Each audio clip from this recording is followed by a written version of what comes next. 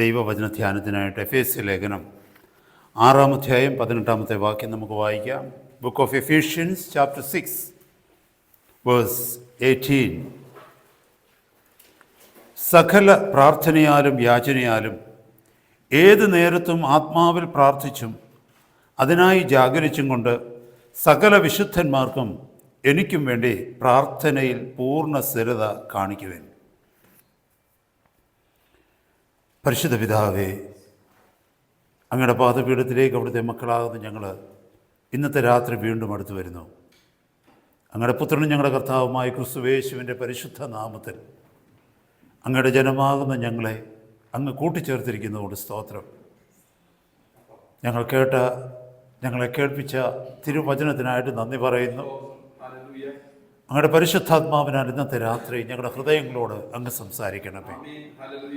അങ്ങ് ആഗ്രഹിക്കുന്ന വിധത്തിൽ ഓരോ ദിവസവും അവിടുന്ന് ഞങ്ങളെ ആക്കിക്കൊണ്ടിരിക്കുന്നതിനായിട്ട് സ്തോത്രം. ഞങ്ങളുടെ കർത്താവിൻ്റെ വരവിന് വേണ്ടി ഞങ്ങളെ ശുദ്ധീകരിച്ച് ഒരുക്കിക്കാണ്. പ്രാർത്ഥന കേട്ട് കൃപയ്ക്കായി സ്തോത്രം. യേശു കർത്താവിൻ്റെ പരിശുദ്ധ നാമത്തിൽ തന്നെ ആമേൻ. എല്ലാവർക്കും പ്രാർത്ഥനയോടെ കർത്താവിൻ്റെ സന്നിധിയിൽ ആയിരിക്കാം. സഹോദരങ്ങളെ, ദൈവത്തിൻ്റെ തിരുവചനത്തിൽ മനോഹരമായ അനേക വചനങ്ങളുണ്ട്. അതിൽ ഒരു പ്രധാനപ്പെട്ട വചനം 119-ാം സങ്കീർത്തനത്തിൻ്റെ 4-ാമത്തെ വാക്യത്തിൽ ഇങ്ങനെ എഴുതിയിരിക്കുന്നു: നിന്റെ പ്രമാണങ്ങളെ കൃത്യമായി ആചരിക്കേണ്ടതിന് നീ അവയെ കൽപ്പിച്ചു തന്നിരിക്കുന്നു. Thou hast commanded us to keep thy statutes diligently. നമ്മൾ ചിന്തിക്കണമേ, ദൈവത്തിൻ്റെ തിരുവചനത്തിൽ കർത്താവ് എഴുതിയിരിക്കുന്ന വചനങ്ങളൊക്കെയും കൽപ്പനകളൊക്കെയും പ്രമാണങ്ങളൊക്കെയും വെറുതെ വായിച്ചു വിടുവാൻ തക്കവണ്ണമോ ധ്യാനിക്കുവാനോ അല്ല എഴുതിയിരിക്കുന്നത്. പിന്നെയോ കർത്താവ് കൽപ്പിക്കുകയാണ് നമ്മൾ കൃത്യമായി പ്രമാണിക്കണം. പലപ്പോഴും ദൈവമക്കളെ, നമ്മുടെ സന്തോഷത്തിൻ്റെ കുറവിൻ്റെ കാരണം എന്താണെന്നറിയാമോ? നമ്മുടെ ജീവിതത്തിൽ ഭയം വരുന്നതിൻ്റെ കാരണം എന്താണെന്നറിയാമോ? അത്യുന്നതനായ സർവശക്തനായ പരിശുദ്ധനായ ദൈവത്തിൻ്റെ മക്കളാണെന്ന് നമ്മൾ സ്വയം പറയുമെങ്കിലും വിശ്വസിക്കുമെങ്കിലും ദൈവത്തിൻ്റെ തിരുവചനത്തിൽ പറഞ്ഞിരിക്കുന്ന വാഗ്ദത്തങ്ങൾ നമ്മളിൽ നിവർത്തിക്കപ്പെടാത്തതിൻ്റെ കാരണം എന്താണെന്നറിയാമോ? ഇതാ പ്രത്യേക കാരണം. എന്താ? ദൈവത്തിൻ്റെ തിരുവചനത്തെ പ്രമാണിക്കുവാൻ പലപ്പോഴും നമുക്ക് കഴിയാതെ പോകുന്നു. നമ്മൾ സത്യസന്ധമായി നമ്മളെ തന്നെ ഒന്ന് പരിശോധിച്ച് കഴിഞ്ഞാൽ ഈ വചനത്തിൽ നമ്മൾ ഇരുന്നൊന്ന് വായിച്ചു നോക്കി, ഏതെങ്കിലും ഒരു അധ്യായം എടുത്തൊന്ന് വായിച്ചു നോക്കി, ആ അധ്യായത്തിൽ പറഞ്ഞിരിക്കുന്ന, ആ വചനത്തിൽ പറഞ്ഞിരിക്കുന്ന പ്രമാണങ്ങളിലേക്കൊന്ന് നോക്കി. അതിൽ എത്ര പ്രമാണങ്ങൾ നമ്മുടെ വ്യക്തിപരമായ ജീവിതത്തിൽ നമ്മൾ ഭയത്തോടെ അനുസരിക്കുന്നുണ്ട്? സഹോദരങ്ങളെ, അതാണ് നമ്മുടെ ജീവിതത്തിൻ്റെ പ്രശ്നമെന്ന് പറയുന്നത്. അതുകൊണ്ടാണ് നമ്മൾ ഭയപ്പെട്ടു പോകുന്നത്, അതുകൊണ്ടാണ് നമ്മൾ തോറ്റുപോകുന്നത്, അതുകൊണ്ടാണ് നമ്മൾ നിരാശപ്പെട്ടു പോകുന്നത്, അതുകൊണ്ടാണ് പിശാചിൻ്റെ കയ്യിൽ അവൻ്റെ തന്ത്രങ്ങളിൽ നമ്മൾ വീണു പോകുന്നത്. നമ്മുടെ ജീവിതത്തിൻ്റെ സകല പ്രശ്നങ്ങൾക്കും കാരണം ഇതാണ്. കർത്താവ് ചെയ്യരുതെന്ന് പറയുന്നത് നമ്മൾ ചെയ്യുന്നു, കർത്താവ് ചെയ്യണമെന്ന് പറയുന്നത് നമ്മൾ ചെയ്യാതിരിക്കുന്നു. Praise God. അതുകൊണ്ടാണ് പറഞ്ഞിരിക്കുന്നത് കർത്താവ് എൻ്റെ പ്രമാണങ്ങളെ കൃത്യമായി ആചരിക്കേണ്ടതിന്, കർത്താവ് പറയുക, നിന്റെ പ്രമാണങ്ങളെ കൃത്യമായി ആചരിക്കേണ്ടതിന് നീ അവയെ കൽപ്പിച്ചു തന്നിരിക്കുന്നു. സഹോദരങ്ങളെ, ചിലരുടെ ജീവിതത്തിലേക്ക് നോക്കിക്കഴിഞ്ഞാൽ അവർ അവരുടെ ജീവിതത്തെ ഗൗരവത്തോടെ എടുക്കും. അവരുടെ ജീവിതത്തിൻ്റെ ഓരോ ദിവസങ്ങളെയും അവർ ഗൗരവത്തോടെ എടുക്കും. എന്നാൽ ചിലരുടെ ജീവിതത്തിലേക്ക് നോക്കിക്കഴിഞ്ഞാൽ അവർ ലാഘവത്തോടെയാണ് അവരുടെ ജീവിതത്തെ എടുക്കുന്നത്. കാരണം എന്താണെന്ന് ചോദിച്ചു കഴിഞ്ഞാൽ, ഈ ലാഘവത്തോടെ എടുക്കുന്നവരുടെ ജീവിതത്തിലേക്ക് നോക്കിക്കഴിഞ്ഞാൽ അവർ സമയത്തിന് വില കൊടുക്കുന്നില്ല. അതാ, സമയത്തിന് വില കൊടുക്കുന്നവരാണ് അവരുടെ ജീവിതത്തെ ഗൗരവത്തോടെ എടുക്കുന്നത്. കാരണം അവർക്ക് നഷ്ടപ്പെടുന്ന സമയം അത് ഒരു സെക്കൻഡ്, ഒരു നിമിഷമോ ഒരു മിനിറ്റോ ഒരു മണിക്കൂറോ ഒരു ദിവസമോ ആഴ്ചയോ വർഷങ്ങളോ ആയിക്കൊള്ളട്ടെ, അത് എന്നേക്കുമായി ഓരോ പ്രാവശ്യവും നഷ്ടപ്പെട്ടുകൊണ്ടിരിക്കുകയാണെന്നുള്ള ബോധ്യം വരുമ്പോൾ അവരവരുടെ ജീവിതത്തെ ഗൗരവത്തോടെ എടുക്കും. ഇവിടെ ഇരിക്കുന്ന നമ്മളെല്ലാവരും, അല്ലെങ്കിൽ എന്നെ കേൾക്കുന്നവരെല്ലാവരും വിവിധ പരീക്ഷകൾ എഴുതിയിട്ടുള്ളവരാണ്. We all had different types of examinations in the past. സ്കൂളിൽ എക്സാമിനേഷൻസ് നമ്മൾ എഴുതിയിട്ടുണ്ട്, പരീക്ഷകൾ എഴുതിയിട്ടുണ്ട്. കോളേജിൽ എഴുതിയിട്ടുണ്ട്, യൂണിവേഴ്സിറ്റികളിലൊക്കെ നമ്മൾ പരീക്ഷകൾ എഴുതിയിട്ടുണ്ട്. നമ്മൾ പരീക്ഷാ ഹാളിലേക്ക് കയറുമ്പോൾ നമ്മളുടെ കയ്യിൽ ഒരു ക്വസ്റ്റ്യൻ പേപ്പർ കിട്ടും. When we get into the examination hall, we will be given, or we were given, a sort of question paper. അതിനകത്തൊരു മാക്സിമം ടൈം പറഞ്ഞിട്ടുണ്ടല്ലേ? മാക്സിമം ടൈം ഒന്നുകിൽ അത് 3 മണിക്കൂർ, അല്ലെങ്കിൽ അത് 2 മണിക്കൂർ. പല പല പരീക്ഷകൾക്കനുസരിച്ച് അതിനകത്തൊരു ടൈം കൊടുത്തിട്ടുണ്ട്. That is the maximum time. അതെന്തിനാ ടൈം എഴുതിയിരിക്കുന്നതെന്ന് അറിയാമോ? അതാണ് നമുക്ക് ആ എക്സാമിനേഷൻ ഹാളിൽ ഇരുന്നു കൊണ്ട് പരീക്ഷ എഴുതുവാൻ തക്കവണ്ണം നമുക്ക് അലോട്ട് ചെയ്തിരിക്കുന്ന സമയം. അതിനുശേഷം 1 മിനിറ്റ് പോലും അവിടെ ഇരിക്കാൻ നമുക്ക് പറ്റില്ല. അത് മാത്രമല്ല, എന്തെല്ലാം എക്സ്ക്യൂസ് പറഞ്ഞെന്ന് പറഞ്ഞാലും ഒരു രക്ഷയുമില്ല. സമയം കഴിയുമ്പോൾ നമ്മൾ ആൻസർ ഷീറ്റുകൾ, ഉത്തരക്കടലാസുകൾ മടക്കി കൊടുക്കണം. ആ ചോദ്യ പേപ്പറിലേക്ക് നോക്കിയാൽ പലതരത്തിലുള്ള ചോദ്യങ്ങളുണ്ട്. 1 മാർക്കിൻ്റെ ചോദ്യമുണ്ട്, 2 മാർക്കിൻ്റെ ചോദ്യമുണ്ട്, 5 മാർക്കിൻ്റെ ചോദ്യമുണ്ട്, 10 മാർക്കിൻ്റെ ചോദ്യമുണ്ട്, 15 മാർക്കിൻ്റെ ചോദ്യങ്ങളുണ്ട്. പലതരത്തിലുള്ള, അതായത് പല പല പ്രാധാന്യതയിലുള്ള ചോദ്യങ്ങൾ അതിനകത്തുണ്ട്. ഇങ്ങനെ ഒന്ന് ചിന്തിച്ച് നോക്കിയേ. നമ്മൾ ആദ്യം നോക്കിക്കഴിഞ്ഞപ്പോൾ ഈ 1 മാർക്കിനുള്ള ചോദ്യങ്ങളൊക്കെ നമുക്ക് ആൻസർ നിങ്ങൾ നന്നായിട്ട് അറിയാമെന്ന് വെച്ചോ. 1 മാർക്ക് കിട്ടുന്ന ആ ചോദ്യങ്ങളുടെയൊക്കെ ഉത്തരങ്ങൾ നമുക്ക് നന്നായിട്ട് അറിയാമെന്ന് വെച്ചോ. നമ്മൾ ആരെങ്കിലും ഈ നന്നായിട്ട് അറിയാമെന്ന ഉത്തരങ്ങൾ എഴുതിക്കൊണ്ടേയിരിക്കുമോ? നമുക്ക് വളരെ സന്തോഷം എഴുതാൻ, ഒത്തിരി കാര്യങ്ങൾ അതിനെക്കുറിച്ച് എഴുതാനുണ്ട്. നമ്മൾ ആരെങ്കിലും ഈ കിട്ടിയിരിക്കുന്ന 2 മണിക്കൂറിനകത്ത് 1.5 മണിക്കൂറും ഇരുന്ന് ഈ 1 മാർക്ക് കിട്ടുന്നതിനെ കുറിച്ച് എഴുതിക്കൊണ്ടിരിക്കുമോ? ഇല്ല. കാരണം ഒത്തിരി എഴുതാനുണ്ടെങ്കിൽ തന്നെയും നമ്മൾ ലിമിറ്റ് ചെയ്യും. കാരണം ഞാൻ എത്ര എഴുതിയാലും മാക്സിമം എനിക്ക് കിട്ടാൻ പോകുന്നത് 1 മാർക്കാണ്. I would be given only 1 mark even if I spend the whole 2 hours in writing that answer. Probably I know to write, to present it very well. നമ്മുടെ സമയത്തെ നമ്മൾ അറേഞ്ച് ചെയ്യും. എന്താണെന്നറിയാമോ? പ്രാധാന്യമുള്ള ചോദ്യങ്ങൾക്കും പ്രാധാന്യം കുറഞ്ഞ ചോദ്യങ്ങൾക്കും അതാത് സമയത്തിൻ്റെ രീതിയിൽ. ഹല്ലേലൂയ. അപ്പൊ നമ്മൾ എന്താ ചെയ്യുന്നതെന്ന് അറിയാമോ?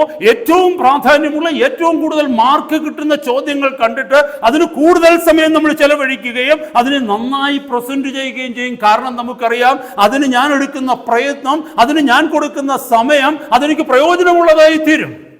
സഹോദരങ്ങളെ, സഹോദരിമാരെ, ഇത് തന്നെയാ ജീവിതത്തിലും സംഭവിക്കുന്നത്. ക്വസ്റ്റ്യൻ പേപ്പറിനകത്ത് 2 മണിക്കൂർ ഉണ്ടെന്നുള്ളത് ഉറപ്പാണ്. പക്ഷെ ജീവിതത്തിൽ എത്ര മണിക്കൂർ ഉണ്ടെന്ന് നമുക്കൊരു ഉറപ്പുമില്ല. എത്ര നാൾ ഈ ജീവിതം ജീവിക്കുവാൻ കഴിയുമെന്ന് ഒരു ഉറപ്പുമില്ല. പക്ഷെ ഒരു കാര്യമുണ്ട്, ഈ 1 മാർക്ക് കിട്ടുന്നതുണ്ട്, 2 മാർക്ക് കിട്ടുന്നതുണ്ട്, 5 മാർക്ക് കിട്ടുന്നതുണ്ട്, 15 മാർക്ക് കിട്ടുന്നതുണ്ട്. ജീവിതത്തിൽ സഹോദര സഹോദരി, ഞാൻ ഓരോ ദിവസവും ജീവിച്ചു തീർക്കുമ്പോൾ, കർത്താവേ, ഞാൻ ഇന്ന് ജീവിച്ച ജീവിതത്തിൽ എനിക്ക് എത്ര മാർക്കാണ് നിത്യതയിൽ കിട്ടാൻ പോകുന്നത്?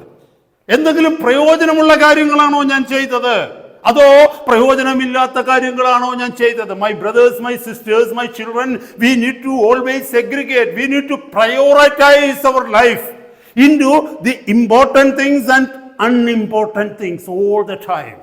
ജീവിതത്തിൽ പ്രാധാന്യമുള്ളതെന്ത്, അപ്രാധാന്യമായിട്ടുള്ളത്, പ്രാധാന്യമില്ലാത്തതെന്ത് എന്നുള്ളത് നമ്മൾ തിരിച്ചറിഞ്ഞ് അതിനുവേണ്ടി നമ്മൾ പ്രവർത്തിച്ചു കൊണ്ടേയിരിക്കണം. അതറിഞ്ഞു വേണം നമ്മുടെ ജീവിതത്തിലെ സമയം നമ്മൾ തക്കത്തിൽ ഉപയോഗിക്കുവാൻ തക്കവണ്ണം.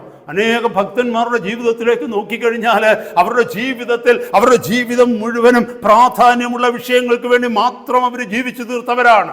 പക്ഷെ നമ്മുടെ ജീവിതത്തിൽ നോക്കിയേ, നമ്മുടെ ജീവിതം ഒന്ന് ശാന്തമായി ശോധന ചെയ്ത് നോക്ക്. മുമ്പേ കർത്താവിൻ്റെ വചനത്തിൽ നമ്മൾ കേട്ടതുപോലെ നിന്റെ പ്രമാണങ്ങളെ തന്നിരിക്കുന്നത് അതിനെ കൃത്യമായി ആചരിക്കേണ്ടതിനാണ്. കാരണം അതനുസരിച്ചാണ് ഈ ഭൂമിയിലുള്ള നമ്മുടെ സ്വസ്ഥതയും സ്വർഗത്തിലുള്ള നമ്മുടെ നിത്യതയും. മറന്നുപോകരുത് സഹോദരങ്ങളെ. ഹല്ലേലൂയ. 2 കുട്ടികളെ കുറിച്ചൊന്ന് ചിന്തിച്ച് നോക്കിയേ. Think of 2 boys of the same intelligence level. ഒരേ ബുദ്ധിശക്തിയുള്ള, ഒരേ കഴിവുകളുള്ള 2 കുട്ടികളെ നോക്കിക്കോ. ഒരു ക്ലാസ്സിലിരിക്കുന്ന കുട്ടികളെ. After 25 years, if you look into their lives, they have ended up in 2 different levels. ഒരേ ബുദ്ധിശക്തിയാണ്, ഒരേ കഴിവുകളാണ്, ഒരേ റിസോഴ്സസ് ആണ്. എല്ലാം ഒരുപോലെ ഇരിക്കുന്ന 2 കുഞ്ഞുങ്ങൾ ഒരു ക്ലാസ്സിൽ പഠിക്കുകയാണെന്ന് വെച്ചോ. 25 വർഷം കഴിഞ്ഞ് അവരുടെ ജീവിതത്തിലേക്ക് നോക്കിക്കഴിഞ്ഞാൽ അവർ 2 പേരും ജീവിതത്തിൽ എത്തിയിരിക്കുന്നത് 2 നിലകളിലായിരിക്കും. ഒരാള് വളരെ ഉയർന്ന നിലയിലെത്തും ജീവിതത്തിൽ, മറ്റേയാള് ഒരു പക്ഷെ വളരെ താഴ്ന്ന നിലയിലാണ് എത്തുന്നത്. കാരണം എന്താണെന്നറിയാമോ? അവർക്ക് കിട്ടിയിരുന്ന കഴിവ്, അവരുടെ ബുദ്ധിശക്തി, അവർക്ക് കിട്ടിയിരുന്ന റിസോഴ്സസ് അവർ ഉപയോഗിച്ചതിൻ്റെ ഫലമാണ് അവരെവിടെ എത്തി എന്നുള്ളത്. സഹോദരങ്ങളെ, മറന്നു പോകരുത്. ചിലര് അവരുടെ ആത്മീക ജീവിതത്തിലായാലും ഭൗതിക ജീവിതത്തിലായാലും അവര് അച്ചടക്ക ബോധത്തോടുകൂടി ജീവിതത്തിൽ ഉയർച്ച പ്രാപിക്കുമ്പോൾ പലപ്പോഴും നമ്മളിൽ പലരും അത്ഭുതപ്പെടുമാറുണ്ട്. എനിക്ക് എന്തുകൊണ്ട് ഇതിന് കഴിയുന്നില്ല? അതിന്റെ കാരണം മറ്റൊന്നുമല്ല, അവരവരുടെ സമയത്തെ ഉപയോഗിക്കുന്നത്, അവരവരുടെ ജീവിതത്തെ ഉപയോഗിക്കുന്നത് ഗൗരവത്തോടു കൂടിയാണ്.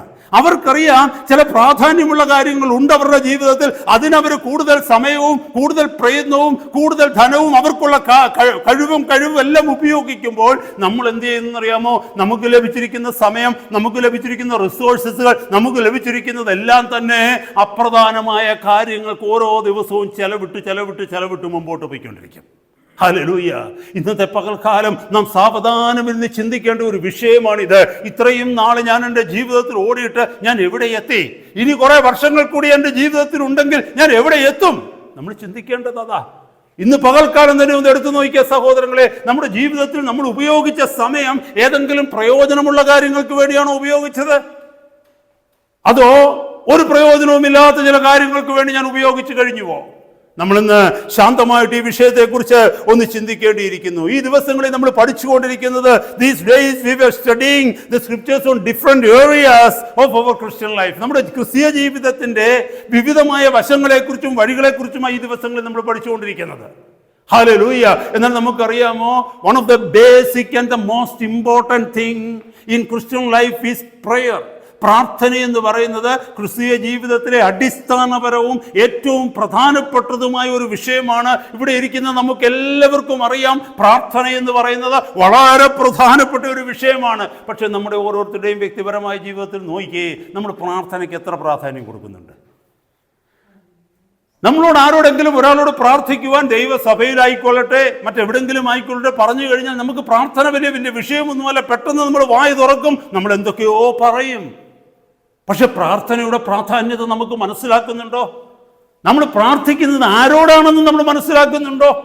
നമുക്കറിയാം, പണ്ട് സ്കൂളുകളിലൊക്കെ റെസിറ്റേഷൻസ് ഒക്കെ ഉണ്ടായിരുന്നു, അല്ലെങ്കിൽ പദ്യഭാഗങ്ങളൊക്കെ കാണാതെ പഠിച്ചിട്ട് ഉരുവിടുന്നതായിട്ടുള്ള ഭാഗങ്ങളുണ്ടായിരുന്നു അല്ലേ? പണ്ട് സ്കൂളിലൊക്കെ നമ്മൾ ചില പാട്ടുകൾ എന്നല്ല പറഞ്ഞ പദ്യങ്ങൾ കാണാതെ പഠിച്ചിട്ട് പിറ്റേ ദിവസം അത് കാണാതെ ചൊല്ലിക്കേൾപ്പിക്കണം അല്ലേ? അതൊക്കെ നമ്മൾ മിടുക്കരാണ്. നമ്മൾ കാണാതെ കേൾക്കാതിരുന്നു കഴിഞ്ഞാൽ നമുക്ക് അടി കിട്ടും. ചിലപ്പോൾ ഇമ്പോസിഷൻ എഴുതും. നമ്മൾ ചിന്തിച്ച് നോക്കിയേ, അങ്ങനെ വന്ന് കാണാതെ പഠിച്ച ഒരു പാട്ട് അത് ചോദിക്കുമ്പോൾ നമ്മൾ കാണാതെ പറയുന്നത് പോലെയല്ല പ്രാർത്ഥന. പ്രാർത്ഥനയ്ക്ക് അർത്ഥമുണ്ട്, പ്രാർത്ഥനയ്ക്ക് ലക്ഷ്യമുണ്ട്, പ്രാർത്ഥനയ്ക്കൊരു പ്രാധാന്യമുണ്ട്. പ്രാർത്ഥന എന്ന് പറയുന്നത് സർവശക്തനായ കർത്താവിനോട് പ്രാർത്ഥിക്കുകയാണ്. അത്യുന്നതനായ ദൈവമാണ് അതർ സൈഡിൽ, മറ്റേ വശത്തിരുന്നു കൊണ്ട് ആ പ്രാർത്ഥന കേൾക്കുന്നത് എന്നുള്ള ബോധ്യം നമ്മുടെ ജീവിതത്തിൽ ഉണ്ടാവണം. ഹല്ലേലൂയ. എന്നെ കേൾക്കുന്ന സഹോദരന്മാരെ, സഹോദരിമാരെ, നമ്മുടെ ജീവിതത്തിൽ എത്രമാത്രം നമ്മൾ പ്രാർത്ഥിച്ചിട്ടുണ്ട്? എത്ര പ്രാർത്ഥനകൾക്ക് പ്രയോജനം ഉണ്ടായിട്ടുണ്ട്? എത്ര പ്രാർത്ഥനയ്ക്ക് ഫലം കണ്ടിട്ടുണ്ട്? പലപ്പോഴും നാം നമ്മെ തന്നെ ഒന്ന് ശോധന ചെയ്യേണ്ടതായി ഈ വിഷയത്തിൽ. ഇത്രയും വർഷങ്ങളിൽ നമ്മൾ നമുക്ക് വേണ്ടി പ്രാർത്ഥിച്ചു, നമ്മൾ മറ്റുള്ളവർക്ക് വേണ്ടി പ്രാർത്ഥിച്ചു. അത് മാത്രമല്ല, ചില വ്യക്തികൾക്ക് വേണ്ടി ദൈവസന്നിധിയിൽ ഇടിവിൽ നിന്ന് മധ്യസ്ഥത പ്രാർത്ഥിച്ചു, സ്തോത്രം, മധ്യസ്ഥതയിൽ പ്രാർത്ഥിച്ചു. പക്ഷെ നമ്മുടെ പ്രാർത്ഥനകളിൽ എത്ര പ്രാർത്ഥനകൾക്ക് ഫലം കണ്ടിട്ടുണ്ട്? അതോ വെറുതെ നമ്മളങ്ങ് പ്രാർത്ഥിക്കുകയായിരുന്നു? ഹല്ലേലൂയ. നമ്മൾ ഓരോരുത്തരും പ്രാർത്ഥിച്ചു കഴിഞ്ഞാൽ നമുക്ക് ബോധ്യമുണ്ടോ കർത്താവ് എൻ്റെ പ്രാർത്ഥന കേട്ടെന്ന്? നമ്മളത് ശ്രദ്ധിക്കാറില്ല. ഒരു സെക്കൻഡ് പോലും we would never even wait a second to check or to know or to ensure, make a surety that whether my Lord had heard my prayer or not. കർത്താവ് എൻ്റെ പ്രാർത്ഥന കേട്ടില്ലയോ എന്ന് ഒരൊറ്റ സെക്കൻഡ് പോലും ഒന്ന് നിന്ന് ശോധന ചെയ്യുവാൻ തക്കവണ്ണം നമുക്ക് കഴിയുകയില്ല. നമ്മൾ ബിസിയാണ്. ഇവിടെ അപ്പോസ്തലൻ നമ്മളെ ഓർമ്മിപ്പിച്ച വചനത്തിലേക്കൊന്ന് നോക്കിക്കേ. 18-ാമത്തെ വാക്യം, 6-ാം അധ്യായം എഫേസ്യ ലേഖനം 6:18 പറയുകയാണ്, സകല പ്രാർത്ഥനയാലും യാചനയാലും ഏതു നേരത്തും ആത്മാവിൽ പ്രാർത്ഥിച്ചും അതിനായി ജാഗരിച്ചും കൊണ്ട് സകല വിശുദ്ധന്മാർക്കും എനിക്കും വേണ്ടി പ്രാർത്ഥനയിൽ പൂർണ്ണ സ്ഥിരത കാണിക്കുവിൻ. ദൈവത്തിൻ്റെ സഭയോട് അപ്പോസ്തലനായ പൗലോസ് പറയുന്ന ഒരു വലിയ എക്സോർട്ടേഷൻ, ഒരു നിർദ്ദേശമാണിത്. എന്താണെന്നറിയാമോ? സകല സമയത്തും, ഓൾ ദ ടൈം നമ്മൾ പ്രാർത്ഥനയിൽ ആത്മാവിൽ ജാഗരിച്ചു കൊണ്ടിരിക്കണം. കാരണം എന്നാണെന്നറിയാമോ? ഹല്ലേലൂയ. ക്രിസ്തീയ ജീവിതം എന്ന് പറയുന്നത് വളരെ പ്രധാനമുള്ള ഒരു ജീവിതമാണ്. ഈ ലോകത്തിൽ നമ്മളെ കർത്താവ് വീണ്ടെടുത്തു. കർത്താവ് നമ്മളെ ശ്രേഷ്ഠമേറിയ ഒരു ഉത്തരവാദിത്വത്തിലാക്കി വെച്ചിരിക്കുന്നു. ഒരു വലിയ കോളിങ്ങിൽ, ഒരു വിളിയിൽ നമ്മളെ ഈ ഭൂമിയിൽ നിന്ന് വിളിച്ചു, നമ്മളെ ഈ ലോകത്തിൽ നിന്ന് വിളിച്ചിട്ട് ഒരു വലിയ സ്ഥാനം തന്ന് നമ്മളെ ആക്കി വെച്ചിരിക്കുകയാണ്. ആര്? സ്വർഗരാജ്യത്തിന്റെ ഉത്തമ പൗരന്മാരായി ഈ ഭൂമിയിൽ, ഈ ലോകത്തിൽ നമ്മളെ ആക്കി വെച്ചിരിക്കുമ്പോൾ ഈ ലോകത്തിൽ നാം ജീവിക്കണമെന്നുണ്ടെങ്കിൽ നാം പ്രാർത്ഥിക്കുന്ന മനുഷ്യരായിരിക്കണം. ആത്മാവിൽ ജാഗരിക്കുന്ന മനുഷ്യരായിരിക്കണം. ആത്മാവിൽ ജാഗരിക്കുക എന്ന് പറഞ്ഞാൽ ആത്മാവിൽ ദൈവവുമായുള്ള ബന്ധത്തിൽ നമ്മൾ ജീവിക്കുക എന്നുള്ളതാണ്. കാരണം എന്നാന്ന് ചോദിച്ചാൽ നമ്മുടെ രാജ്യം ഈ ഭൂമിയിലുള്ളതല്ല. Praise God. നമ്മൾ പലപ്പോഴും വീണു പോകുവാനുള്ള കാര്യം എന്തെന്നറിയാമോ? ഈ കണക്ഷൻ വിട്ടുപോകുന്നത് കൊണ്ടാണ്. ഈ പ്രാർത്ഥന നമ്മുടെ ജീവിതത്തിൽ ഇല്ലാതെ വരുന്നത് കൊണ്ടാണ്. ഇവിടെ അപ്പോസ്തലൻ പ്രാർത്ഥനയെക്കുറിച്ച് പറയുന്നുണ്ട്, യാചനയെക്കുറിച്ച് പറയുന്നുണ്ട്. അതായത് പ്രയറിനെയും സപ്ലിക്കേഷനെ കുറിച്ച് ഞാൻ ആ ഭാഗത്തേക്ക് വരികയാണ്. പ്രാർത്ഥന തന്നെ ദൈവവചനം പരിശോധിക്കുമ്പോൾ പല രീതിയിലുള്ള പ്രാർത്ഥനയുണ്ട്. ഓരോ പ്രാർത്ഥനയ്ക്കും അതിൻ്റെതായിട്ടുള്ള തത്വങ്ങളും പ്രിൻസിപ്പിൾസും ദൈവത്തിൻ്റെ തിരുവചനത്തിനുണ്ട്. നമുക്കറിയാം, നാം ചെയ്യേണ്ട രീതിയിൽ ചെയ്തുവെങ്കിൽ മാത്രമേ ഭൗതിക ജീവിതത്തിലാണെങ്കിലും ശരി ഒരു പ്രയോജനം നമ്മുടെ ജീവിതത്തിൽ ഉണ്ടാവും, അല്ലേ? ഏത് വിഷയങ്ങളായിക്കൊള്ളട്ടെ, നമ്മൾ ജോലി ചെയ്യുന്നതായിക്കൊള്ളട്ടെ, കുഞ്ഞുങ്ങൾ പഠിക്കുന്നതായിക്കൊള്ളട്ടെ, നമ്മൾ എന്തെങ്കിലും അധ്വാനം ചെയ്യുന്നതായിക്കൊള്ളട്ടെ, എല്ലാത്തിനും there is a pattern to follow. നമ്മൾ ചെയ്യേണ്ടതായിട്ടുള്ള ഒരു രീതിയുണ്ട്. സ്തോത്രം. ഇവിടെ കർത്താവിന്റെ ദാസൻ പറയുകയാണ്, പ്രാർത്ഥിക്കുന്നത് എങ്ങനെയാണെന്ന് പറയുന്നു. എന്താണെന്നറിയാമോ? ഏത് നേരത്തും, ദാറ്റ് മീൻസ് രാവിലെ ഉച്ചയ്ക്കും വൈകിട്ടും എന്നുള്ളതല്ല വിഷയം, അത് നമ്മൾ പറഞ്ഞു വെച്ചിരിക്കുന്ന സമയമാണ്. പക്ഷെ ഇവിടെ പറയുന്നു, ഏത് നേരത്തും ആത്മാവിൽ ദൈവത്തോട് പ്രാർത്ഥിച്ചുകൊണ്ടിരിക്കണം. ഹൃദയത്തിന്റെ ഉള്ളിൽ നിന്ന് കർത്താവുമായുള്ള ബന്ധത്തിൽ ഹൃദയത്തിന്റെ ഉള്ളിൽ നിന്ന് നാം പ്രാർത്ഥിച്ചുകൊണ്ടേയിരിക്കണം. ദൈവസന്നിധിയിൽ ആത്മാവിൽ പ്രാർത്ഥിക്കണം. Praise God. ആത്മാവിൽ പ്രാർത്ഥിച്ചുകൊണ്ടിരിക്കണം. എന്തിനാണ് പ്രാർത്ഥിക്കും? അതിനായി ജാഗരിച്ചും കൊണ്ട് സകല വിശുദ്ധന്മാർക്കും എനിക്കും വേണ്ടി പ്രാർത്ഥനയിൽ പൂർണ്ണ സ്ഥിരത കാണിക്കണം. കാരണം നമ്മൾ we must be stable in prayer. നമ്മൾ സ്ഥിരതയുള്ളവരായിരിക്കണം. സമയം കിട്ടിയാൽ പ്രാർത്ഥിക്കും, സമയം കിട്ടിയില്ല പ്രാർത്ഥിക്കത്തില്ല. അങ്ങനെയല്ല. പ്രാർത്ഥന എന്ന് പറയുന്നത് ഒരു റിച്വൽ അല്ല. നമ്മൾ ചെയ്യേണ്ട ചില എന്താ പല 4-5 കാര്യങ്ങളിൽ ഒരു കാര്യമല്ല പ്രാർത്ഥന. പ്രാർത്ഥന എന്ന് പറഞ്ഞ് it's the most important and it's the most basic foundational thing in A Christian life എന്ന് പറഞ്ഞു കഴിഞ്ഞാൽ, പ്രാർത്ഥനയെക്കുറിച്ച് നമ്മൾ കൂടുതൽ ആഴമായി പഠിച്ചു കഴിഞ്ഞാൽ നമ്മുടെ ശരീരത്തിന് ശ്വാസം എങ്ങനെയാണോ ആവശ്യം, അതാണ് നമ്മുടെ ആത്മാവിന് പ്രാർത്ഥന. നമുക്ക് ആർക്കെങ്കിലും ശ്വാസം ഇല്ലാതെ ജീവിക്കാൻ പറ്റുമോ? മൂക്കിൽ ഇങ്ങനെ മുറുകെ പിടിച്ചുകൊണ്ട് ശ്വാസം വിടാതെയും ശ്വാസം എടുക്കാതെയും നമുക്ക് എത്ര സെക്കൻഡ് ജീവിക്കാൻ പറ്റും? ചിലപ്പോൾ 1, 2, 3 അതിന് തക്ക അഭ്യാസികളൊക്കെ ആണെങ്കിൽ, അതിന് അഭ്യാസം വന്നിട്ടുള്ളവർ, ആ രീതിയിൽ ട്രെയിൻഡ് ആയിട്ടുള്ളവർക്ക് ചിലപ്പോൾ കപ്പിൾ ഓഫ് മിനിറ്റ്സ്, 2, 3, 4 മിനിറ്റുകൾ ചിലപ്പോൾ ശ്വാസം എടുക്കാതെ ശ്വാസം വിടാതെ വെള്ളത്തിൻ്റെ അകത്തൊക്കെ മുങ്ങിക്കിടക്കുവാനായിട്ട് കഴിഞ്ഞേക്കാം. പക്ഷേ നമുക്കറിയാം അധിക നേരം കിടക്കാൻ പറ്റില്ല. കാരണം എന്താണെന്ന് ചോദിച്ചാൽ ശരീരം നിർജീവമായി പോകും. അതുപോലെ തന്നെയാണ് പ്രാർത്ഥനയില്ലാത്ത ഒരു വ്യക്തിയുടെ ആത്മാവ് നിർജീവമായി പോകും. അതുകൊണ്ടാണ് ഇവിടെ പറയുന്നത്, സകല നേരത്തും നിങ്ങൾ പ്രാർത്ഥിക്കുന്നവരായിരിക്കണം. Hallelujah. We need to take prayer seriously. Hallelujah. ഞാനൊരു വാക്യം ഇതുമായിട്ടൊന്ന് ബന്ധപ്പെട്ട് ഇന്നത്തെ രാത്രികാലം പ്രാർത്ഥനയുടെ ചില പ്രത്യേക വശങ്ങളെക്കുറിച്ചും ചില പ്രത്യേക തത്വങ്ങളെക്കുറിച്ചും നമ്മളൊന്ന് പഠിക്കാനായിട്ട് ആഗ്രഹിക്കുക. നമുക്ക് എല്ലാവർക്കും ചെയ്യുവാൻ കഴിയുന്നതാണ് പ്രാർത്ഥന. ഒരു കാര്യം പറയട്ടെ സഹോദരങ്ങളെ, നമ്മളിൽ പലരെയും പ്രസംഗിക്കുവാൻ കർത്താവ് വിളിച്ചിട്ടില്ലായിരിക്കാം. ഒരു പക്ഷേ നമ്മളിൽ പലരെയും മറ്റേതെങ്കിലും ദൈവസഭയിലെ ശുശ്രൂഷകളെ ചെയ്യുവാൻ തക്കവണ്ണം കർത്താവ് വിളിച്ചു വേർതിരിച്ചിട്ടില്ലായിരിക്കാം. എന്നാൽ ഇവിടെ നോക്കിക്കേ, ദൈവസഭയെ മുഴുവനുമായും വിളിച്ചിരിക്കുന്ന ശ്രേഷ്ഠമൊരു വിളിയാണ് പ്രാർത്ഥിക്കുവാനുള്ള വിളി. ദൈവജനത്തിനു വേണ്ടി പ്രാർത്ഥിക്കുവാനുള്ള വിളി, സകല വിശുദ്ധന്മാർക്ക് വേണ്ടി, ദൈവരാജ്യത്തിനു വേണ്ടി, ദൈവസഭയ്ക്ക് വേണ്ടി, സഹോദരന്മാർക്ക് വേണ്ടി, ശുശ്രൂഷകർക്ക് വേണ്ടി, എല്ലാവർക്കു വേണ്ടിയും പ്രാർത്ഥിക്കുവാനുള്ള ഉത്തരവാദിത്വം നമുക്ക് ഓരോരുത്തർക്കും കർത്താവ് തന്നിരിക്കുക. ഈ ഒരു ഉത്തരവാദിത്വത്തിൽ നമ്മൾ എത്ര പേര് ദൈവസന്നിധിയിൽ ദൈവം ആഗ്രഹിച്ച പ്രകാരം നമ്മളായിരിക്കുന്നു? എത്ര പേര് അതിനെ ലാഘവത്തോടെടുത്ത്, മുമ്പേ പറഞ്ഞതുപോലെ എത്ര പേര് അതിനെ ലാഘവത്തോടെടുത്ത് ജീവിതത്തിൻ്റെ സമയം നഷ്ടപ്പെടുത്തുന്നു? ഞാനൊരു വാക്യത്തിലേക്ക് വരാം. അവിടെ അപ്പോസ്തലനായ പൗലോസ് തീമോത്തിയോട് പറയുന്ന ഒരു ഭാഗം ഞാനൊന്ന് വായിച്ചു കേൾപ്പിക്കാം നിങ്ങളെ. സഹോദരങ്ങളെ, ഹല്ലേലൂയ. 1 തീമോത്തി 2-ാം അധ്യായത്തിൻ്റെ 1-2 വാക്യങ്ങൾ നമുക്കൊന്ന് വായിക്കാം. 1 Timothy chapter 2 verses 1 and 2. എന്നാൽ സകല മനുഷ്യർക്കും നാം സർവഭക്തിയോടും ഘനത്തോടും സാവധാനതയും സ്വസ്ഥതയുമുള്ള ജീവനം കഴിക്കേണ്ടതിന്, വിശേഷാൽ രാജാക്കന്മാർക്കും സകല അധികാരസ്ഥന്മാർക്കും വേണ്ടി യാചനയും പ്രാർത്ഥനയും പക്ഷപാതവും സ്തോത്രവും ചെയ്യണമെന്ന് ഞാൻ സകലത്തിനും മുമ്പേ പ്രബോധിപ്പിക്കുന്നു. ഞാൻ എക്സോർട്ട് ചെയ്യുകയാണ്. അപ്പോസ്തലനായ പൗലോസ് തീമോത്തിയോട് പറയുകയാണ്, ഞാൻ നിന്നെ പ്രബോധിപ്പിക്കുകയാണ്. എന്താണ് പ്രബോധിപ്പിക്കുന്നത്? അപ്പോസ്തലനായ പൗലോസ് തീമോത്തിയെ പ്രബോധിപ്പിക്കുന്നത് എന്തിനെന്ന് ചോദിച്ചാൽ, തീമോത്തി ദൈവത്തിൻ്റെ സഭയെ അത് പഠിപ്പിക്കണം. ദൈവത്തിന്റെ സഭയെ അതിനകത്ത് അഭ്യസിപ്പിക്കണം ഈ ഒരു വിഷയത്തിൽ. ഹല്ലേലൂയ. എന്താണെന്നറിയാമോ? നമുക്ക് സ്വസ്ഥതയും സാവധാനവുമുള്ള ഒരു ജീവനം കഴിക്കേണ്ടതിന് എന്ന് പറഞ്ഞാൽ ഈ ഭൂമിയിൽ നാം സ്വസ്ഥതയോടെ ആയിരിക്കേണ്ടതിന്, ഈ ഭൂമിയിൽ നാം സമാധാനത്തോടെ ആയിരിക്കേണ്ടതിന്, ഈ ഭൂമിയിൽ ദൈവഹിതം എന്നിലൂടെയും നിങ്ങളിലൂടെയും നിവർത്തിക്കപ്പെടേണ്ടതിന് നാം എന്തിനു വേണ്ടി വിളിക്കപ്പെട്ടിരിക്കുന്നുവോ, എന്തിനു വേണ്ടി തന്റെ പുത്രന്റെ രാജ്യത്തിൽ ആക്കപ്പെട്ടിരിക്കുന്നുവോ അത് വ്യക്തമായി നമ്മളിൽ വെളിപ്പെടേണ്ടതിന് നമ്മൾ എന്താ ചെയ്യേണ്ടതെന്നറിയാമോ? നമ്മുടെ ചുറ്റുപാടുകൾക്ക് വേണ്ടി നാം പ്രാർത്ഥിക്കണം. നമ്മുടെ ചുറ്റുപാടുകൾ നമുക്ക് അനുകൂലമായി തീരേണ്ടതിന്, നമ്മുടെ ചുറ്റുപാടിൽ കർത്താവിന്റെ പ്രവൃത്തി നമ്മളിലൂടെ നാം ആയിരിക്കുന്ന ദേശത്ത്, നാം ആയിരിക്കുന്ന സഭയിൽ, നാം ആയിരിക്കുന്ന സമൂഹത്തിൽ, നാം ആയിരിക്കുന്ന രാജ്യത്തിൽ നമ്മളിലൂടെ ദൈവത്തിന്റെ പ്രവൃത്തി വെളിപ്പെടേണ്ടതിനു വേണ്ടി നാം ചുറ്റുപാടുകൾക്ക് വേണ്ടി, അധികാരത്തിലിരിക്കുന്നവർക്ക് വേണ്ടി, നമ്മുടെ ചുറ്റുപാടുമുള്ളവർക്ക് വേണ്ടി നാം പ്രാർത്ഥിക്കണമെന്നാണ് അവിടെ പറഞ്ഞിരിക്കുന്നത്. ആ വാക്യം ഒന്ന് ശ്രദ്ധിച്ചേ. വിശേഷാൽ രാജാക്കന്മാർക്കും സകല അധികാരസ്ഥന്മാർക്ക് വേണ്ടിയും യാചനയും പ്രാർത്ഥനയും പക്ഷപാതവും സ്തോത്രവും ചെയ്യണമെന്ന് ഞാൻ സകലത്തിനും മുമ്പേ പ്രബോധിപ്പിക്കുന്നു. സഹോദരങ്ങളെ, നമ്മുടെ ഒരു വലിയ ഉത്തരവാദിത്തമാണിത്. നമ്മളെ ആക്കി വെച്ചിരിക്കുന്നിടത്ത് നമ്മുടെ ഉത്തരവാദിത്തമാണ്. പലപ്പോഴും നമുക്ക് പ്രാർത്ഥിക്കുവാൻ തക്കവണ്ണം വിഷയങ്ങളില്ലെന്ന് നമ്മൾ കരുതുന്നു. നമ്മുടെ പ്രാർത്ഥനകളൊക്കെ ചില മിനിറ്റുകൾ കൊണ്ട് തീർന്നു പോകുന്നു.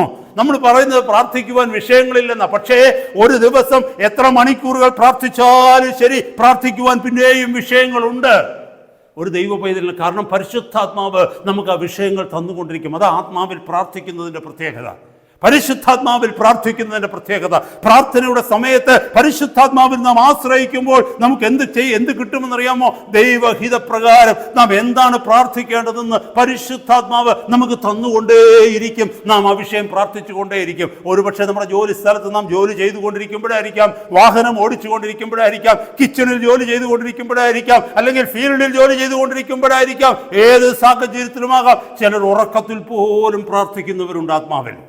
സഹോദരന്മാര് ശ്രേഷ്ഠമേറിയ ഒരു വിഷയമാണ് നമ്മളോട് പഠിക്കുന്നത്. ഇവിടെ ഈ പറഞ്ഞിരിക്കുന്ന ദൈവവചന ഭാഗത്തിലേക്ക് വരുമ്പോൾ ഈ 1 തീമോത്തി 2-ാം അധ്യായത്തിന്റെ 1-2 വാക്യങ്ങൾ, അതുപോലെ എഫേസ്യ ലേഖനം 6-ാം അധ്യായം 18-ാമത്തെ വാക്യം സുസൂക്ഷ്മം നമ്മളൊന്ന് പരിശോധിക്കുമ്പോൾ 3 തരത്തിലുള്ള പ്രാർത്ഥനകൾ അവിടെ നമുക്ക് കാണാനായിട്ട് കഴിയും. ഞാൻ ആ ഭാഗത്തേക്കാണ് ഒന്ന് പോകുന്നത്.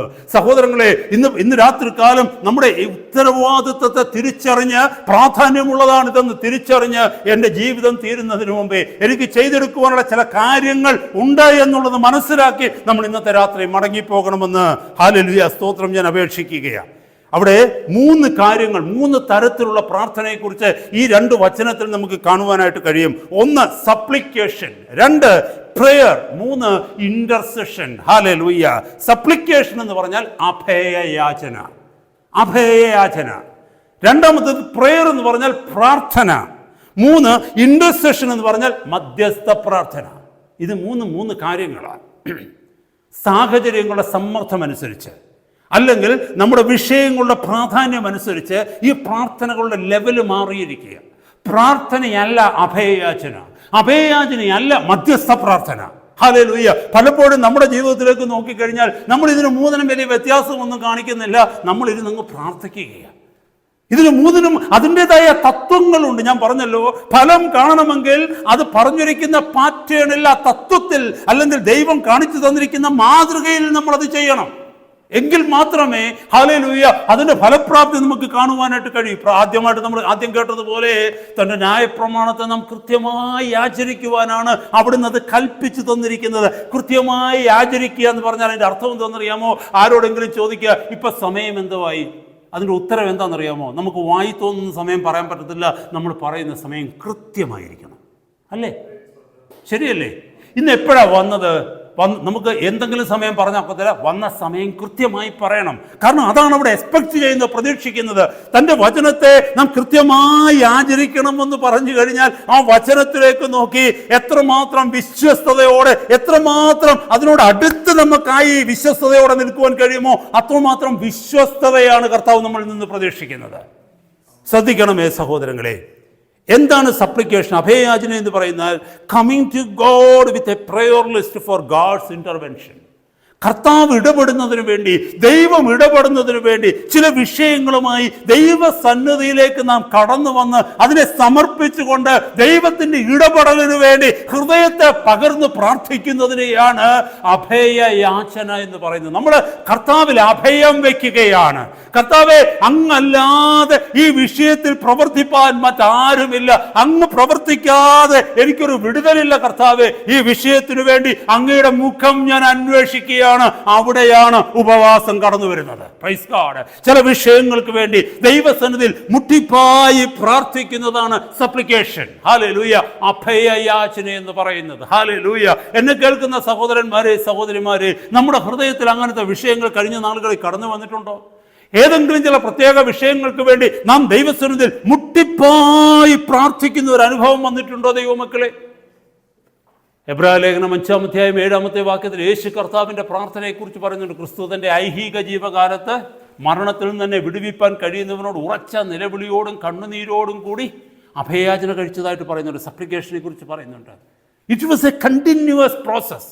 കർത്താവ് എത്രമാത്രം ദൈവസന്നിധിയിലെ പിതാവിന്റെ സന്നിധിയിൽ ഇരുന്നു കൊണ്ട് മരണത്തിൽ നിന്ന് തന്നെ വിടുവിപ്പാൻ തക്കവണ്ണം. അതിന്റെ അർത്ഥം എന്ന് പറഞ്ഞാൽ ക്രൂശ് മരണത്തിൽ നിന്ന് വിടുവിപ്പാനെന്നല്ല. നമ്മൾ കഴിഞ്ഞ നാളുകളിൽ മെസ്സേജ് ഒക്കെ കേട്ടിട്ടുണ്ട്. ക്രൂശ് മരണത്തിൽ നിന്ന് വിടുവിപ്പാനെന്നായിരുന്നു എങ്കിൽ ആ വാക്യം താഴേക്ക് വായിച്ചു വരുമ്പോൾ ഭയഭക്തി നിമിത്തം ഉത്തരം ലഭിക്കുകയും ചെയ്തു എന്നൊരു വാക്യം അവിടെ പറയുന്നുണ്ട്. എന്ന് പറഞ്ഞാൽ താൻ പ്രാർത്ഥിച്ച വിഷയത്തിന് ഉത്തരം കിട്ടിയെന്ന് പറഞ്ഞാൽ അവൻ മരിച്ചില്ല എന്ന് നമുക്ക് ചിന്തിക്കേണ്ടതായിട്ട് വരും. പക്ഷെ കർത്താവ് മരിച്ചില്ലേ? അപ്പൊ കർത്താവ് പ്രാർത്ഥിച്ചത് മറ്റൊരു മരണത്തിൽ നിന്ന് വിടുവിക്കാനാണ്.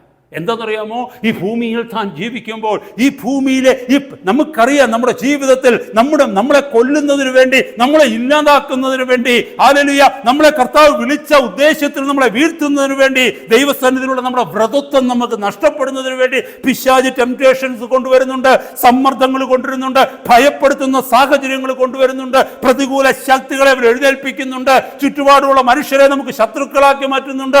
ഇതേ അവസ്ഥയിലൂടെയാണ് നമ്മുടെ വാഴ്ത്തപ്പെട്ട കർത്താവ് കടന്നുപോയത്. അതിൻ്റെ മധ്യത്തിൽ പിതാവിൻ്റെ ഇഷ്ടം അതേപോലെ ചെയ്യുവാൻ തക്കവണ്ണം, ആത്മീക മരണത്തിൽ നിന്ന് താൻ വിടുവിക്കപ്പെടുവാൻ തക്കവണ്ണം. ആത്മീക മരണം എന്ന് പറഞ്ഞാൽ സെപ്പറേഷൻ ഫ്രം ഗാഡ്, ദൈവത്തിൽ നിന്ന് മാറിപ്പോകുന്നതാണ് ആത്മീക മരണമെന്ന് പറയുന്നത്. Praise God. അത് തൻ്റെ ജീവിതത്തിൽ സംഭവിക്കാതിരിക്കാൻ തക്കവണ്ണം കർത്താവ് ഉറച്ച നിലവിളിയോടും കണ്ണുനീരോടും കൂടെ അഭയയാചന കഴിച്ചെന്ന ആ വാക്യത്തിൽ എഴുതിയിരിക്കുന്നത് അല്ലേ? അനേകര് ദുർവ്യാഖ്യാനം ചെയ്യുന്ന ഒരു വചനമാണ് അത്. ഞാൻ ആ വാക്യം നിങ്ങളൊന്ന് വായിച്ച് സിമ്പിളായിട്ട് ഞാൻ എക്സ്പ്ലെയിൻ ചെയ്യാനായിട്ട് പോകുന്നില്ല. ഞാൻ ആ ഭാഗത്ത് നിൽക്കാത്തത് കൊണ്ട് ഞാൻ ഈ വാക്യം നിങ്ങളൊന്ന് വായിച്ച് കേൾപ്പിക്കുകയാണ്. നിങ്ങൾ ഈ ദിവസങ്ങളിൽ ഈ വാക്യത്തെ ഒന്ന് ധ്യാനിക്കണം ഹൃദയത്തിൽ. ദൈവത്തിൻ്റെ തിരുവചനത്തിന് അത് എപ്പോഴും ഓർക്കണമേ. ദൈവത്തിൻ്റെ വചനം വളരെ സിമ്പിളാണ്.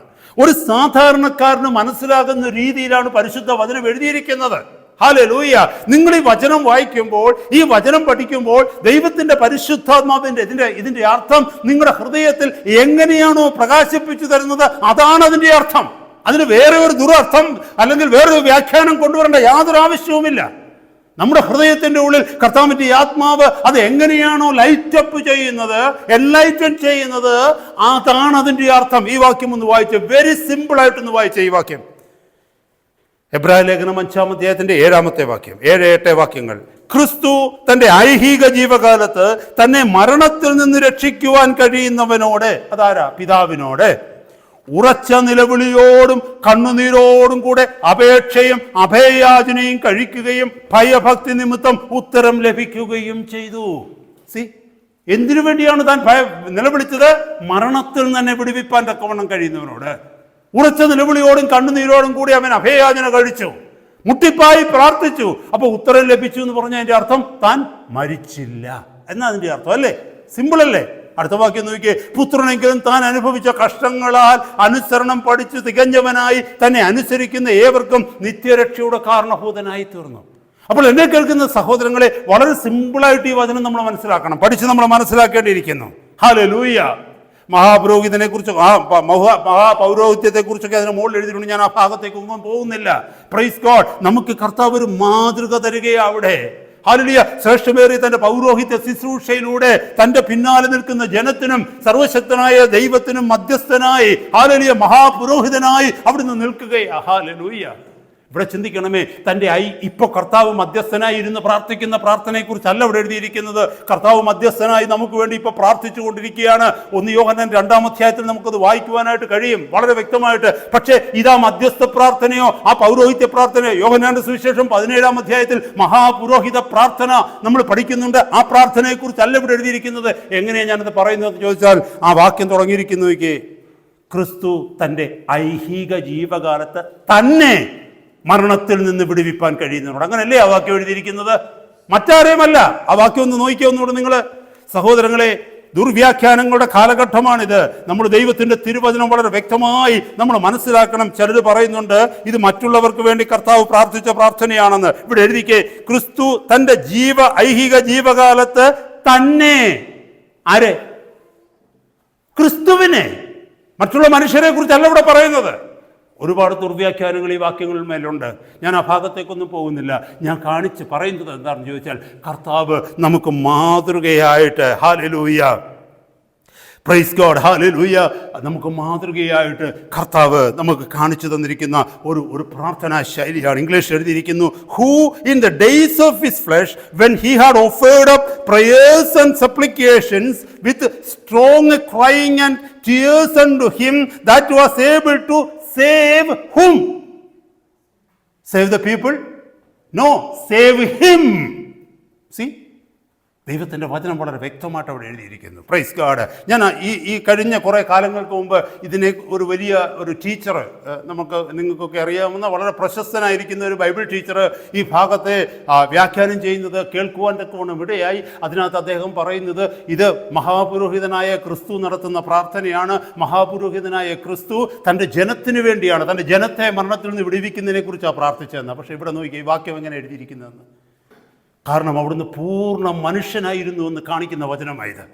എനിക്കും നിങ്ങൾക്കും മാതൃകയായി എന്നെയും നിങ്ങളെയും പ്രാർത്ഥിക്കുന്നത് എങ്ങനെയാണെന്ന് കർത്താവ് കാണിച്ചു തരിക. അഭയയാചന നമ്മൾ പഠിച്ചുകൊണ്ടിരുന്നത് സപ്ലിക്കേഷൻ അല്ലെങ്കിൽ അഭയയാചനയെ കുറിച്ചാണ്. ഇവിടെ കർത്താവ് അഭയയാചന കഴിക്കുന്നതായിട്ടാണ് ഈ വചനത്തിൽ നമുക്ക് വായിക്കുവാനായിട്ട് കഴിയുന്നത്. എങ്ങനെ? ഉറച്ച നിലവിളിയോടും കണ്ണുനീരോടും കൂടെ. നമ്മളിൽ എത്ര പേര് ഉറച്ച നിലവിളിയോടും കണ്ണുനീരോടും കൂടെ സർവശക്തനായ പിതാവിൻ്റെ അടുക്കിലേക്ക്, നമ്മുടെ വാഴ്ത്തപ്പെട്ട കർത്താവിൻ്റെ അടുക്കിലേക്ക് കടന്നു വന്ന് മുട്ടിന്മേൽ നിന്നുകൊണ്ട് നിലവിളിച്ച് പ്രാർത്ഥിക്കുന്നുണ്ട്, കർത്താവേ എന്നെ മരണത്തിൽ നിന്ന് വിടുവിക്കണമേ എന്ന്. ഏത് മരണത്തിൽ നിന്ന്? ഭൗതിക മരണത്തിൽ നിന്നല്ല, പിന്നെയോ പാപം എന്നിലേക്ക് കടന്നു വരാതെ വണ്ണം, ഈ ലോകം എന്നെ തകർത്ത് കളയാതെ വണ്ണം, എൻ്റെ ബലഹീനതകളിൽ ഞാൻ തകർന്നു പോകാതിരിപ്പാൻ തക്കവണ്ണം, എൻ്റെ ജഡം എൻ്റെ മേൽ ജയമെടുക്കാതിരിപ്പാൻ തക്കവണ്ണം, അങ്ങനെ വിളിച്ചിരിക്കുന്ന വിളിയിൽ വിശ്വസ്തയോടെ നിന്നുകൊണ്ട് അന്ത്യത്തോളം ഓടുവാൻ തക്കവണ്ണം എനിക്ക് ബലം ലഭിക്കേണ്ടതിന് കർത്താവേ എന്നെ സഹായിക്കണമേ, അങ്ങയുടെ പരിശുദ്ധാത്മാവിനാൽ എന്നെ ബലപ്പെടുത്തണമേ എന്ന് ഉറച്ച നിലവിളിയോടും കണ്ണുനീരോടും കൂടെ നാം പ്രാർത്ഥിക്കണമെന്നാണ് കർത്താവ് തന്റെ ജീവിത അനുഭവത്തിലൂടെ ഇവിടെ കാണിച്ചു തന്നിരിക്കുന്നത് പരിശുദ്ധാത്മാവിനാൽ. ഇതാണ് അഭയയാചന, സപ്ലിക്കേഷൻ. Praise God. അപ്പൊ നമ്മുടെ ജീവിതത്തിൽ അങ്ങനത്തെ അനുഭവങ്ങൾ ഉണ്ടായിട്ടുണ്ടോ സഹോദരങ്ങളെ കഴിഞ്ഞ നാളുകളിൽ? ഒരുപക്ഷെ ഇല്ലായിരിക്കാം. അതുകൊണ്ടാണ് നമ്മുടെ ജീവിതത്തിൽ പല കാര്യങ്ങളിലും വിടുതൽ അനുഭവിക്കുവാൻ കഴിയാത്തത്. അതുകൊണ്ടാണ് പലപ്പോഴും നമ്മൾ തോറ്റുപോകുന്നത്. അതുകൊണ്ടാണ് നമ്മൾ വീണുപോകുന്നത്. അതുകൊണ്ടാണ് മുന്നോട്ടൊരു സ്റ്റെപ്പ് വയ്ക്കുവാൻ കഴിയാതെ വണ്ണം നമ്മൾ പുറകിലായി പോകുന്നത്. നമ്മളെക്കാൾ അനേകരും മുമ്പേ ഓടുന്നത് കാണുമ്പോൾ നമ്മൾ പുറകിൽ നിൽക്കുക, നമ്മൾ ഓടുവാൻ നിൽക്കുമെന്ന് ശ്രമിക്കുകയാണ്. പക്ഷെ നമുക്ക് ഓട്ടം വരുന്നില്ല. കാരണം എന്തെന്നറിയാമോ? പ്രാർത്ഥനയിൽ നമുക്ക് കണ്ണുനീരില്ല, പ്രാർത്ഥനയിൽ നമുക്ക് നിലവിളിയില്ല. ഞാൻ പലപ്പോഴും സഹോദരങ്ങളോട് പറയത്തില്ലേ, ഒരുപക്ഷെ ഭവനത്തിൽ നിന്ന് പ്രാർത്ഥിക്കുവാൻ തക്കവണ്ണം നമുക്ക് സാഹചര്യങ്ങൾ ഉണ്ടാകത്തില്ലായിരിക്കാം. കുഞ്ഞുങ്ങളൊക്കെ ഉണ്ട്, അല്ലെങ്കിൽ വീട്ടിൽ മറ്റാരെങ്കിലും ഒക്കെ ഉണ്ടെങ്കിൽ അവിടെ ഒറ്റയ്ക്ക് മാറിയിരുന്ന് കരഞ്ഞ് പ്രാർത്ഥിക്കുവാൻ കഴിയത്തില്ലെങ്കിൽ ഞാൻ നിങ്ങളോട് പറയുന്നത്, വാഹനമുള്ള ഒരു വാഹനത്തിൽ കയറിയിരുന്ന് പ്രാർത്ഥിക്കുക കണ്ണുനീരോടെ. അല്ലെങ്കിൽ വീട്ടിൽ ആരുമില്ലാതിരിക്കുന്ന സമയത്ത് വീട്ടിൽ ഇരുന്നു കൊണ്ട് നമുക്ക് പ്രാർത്ഥിക്കാം, അല്ലെങ്കിൽ മുറി അടച്ചകത്തിരുന്ന് പ്രാർത്ഥിക്കാം. ഒന്നിനും പറ്റത്തില്ലെങ്കിൽ നമ്മുടെ കർത്താവ് ചെയ്തതുപോലെ തൊട്ടടുത്ത് ഏകാന്തമായ സ്ഥലമുണ്ടെങ്കിൽ അത് വനപ്രദേശമായിക്കൊള്ളട്ടെ, എന്തുമായിക്കൊള്ളട്ടെ, അവിടെ പോയി ഏകാന്തതയിൽ ഇരുന്നു കൊണ്ട് കർത്താവിന്റെ സന്നിധി കണ്ണുനീരോടുകൂടി പ്രാർത്ഥിക്കാം. ഈ ദിവസങ്ങളിൽ നമ്മൾ കണ്ടുപിടിക്കേണ്ടത്, we need to find a prayer closet for us to pray before the Lord in tears. കണ്ണുനീരോടെ ചില വിഷയങ്ങൾക്ക് വേണ്ടി പ്രാർത്ഥിപ്പാൻ ഈ നാളുകളിൽ പരിശുദ്ധാത്മാവാം ദൈവമേ എന്നെ സഹായിക്കണമേ എന്ന് നമുക്ക് പ്രാർത്ഥിക്കാം സഹോദരങ്ങളെ. ഞാൻ വേഗം മുന്നോട്ട് പോകട്ടെ. ഇതാണ് സപ്ലിക്കേഷൻ എന്ന് പറയുന്നത്, അഭയയാചന എന്ന് പറയുന്നത്. ഹല്ലേലൂയ. ഈ അഭയയാചനയാണ് പലപ്പോഴും നമ്മുടെ ജീവിതത്തിൽ ഇല്ലാതെ വരുന്നത്. നമ്മുടെ ജീവിതത്തിലുള്ളത് എന്താണെന്ന് വെച്ചാൽ അടുത്ത് ഈ പറയുന്നത് എന്താ? പ്രാർത്ഥന. പ്രാർത്ഥന എന്ന് പറഞ്ഞാൽ എന്താണെന്ന് അറിയാം? Coming to God with what is in our heart. നമ്മുടെ ഹൃദയത്തിൽ വന്ന കാര്യം ദൈവസന്നിധിയിൽ വന്ന് പറയുക, അത് പ്രാർത്ഥനയാണ്. ആ പ്രാർത്ഥന തെറ്റാന്നല്ല പറഞ്ഞത്. ആ പ്രാർത്ഥനയ്ക്കകത്ത് ചിലപ്പോൾ കണ്ണുനീരുണ്ടാകാം, കണ്ണുനീരില്ലാതെ വന്നേക്കാം. നമുക്കറിയാം എഫേസ്യ ലേഖനത്തിൽ അപ്പോസ്തലനായ പൗലോസ് പ്രാർത്ഥിക്കുന്നുണ്ട്. കൊലോസ്യ ലേഖനത്തിൽ അവിടുന്ന് അവൻ പ്രാർത്ഥിക്കുന്നതായിട്ട് നമുക്ക് കാണുവാൻ കഴിയുന്നുണ്ട്.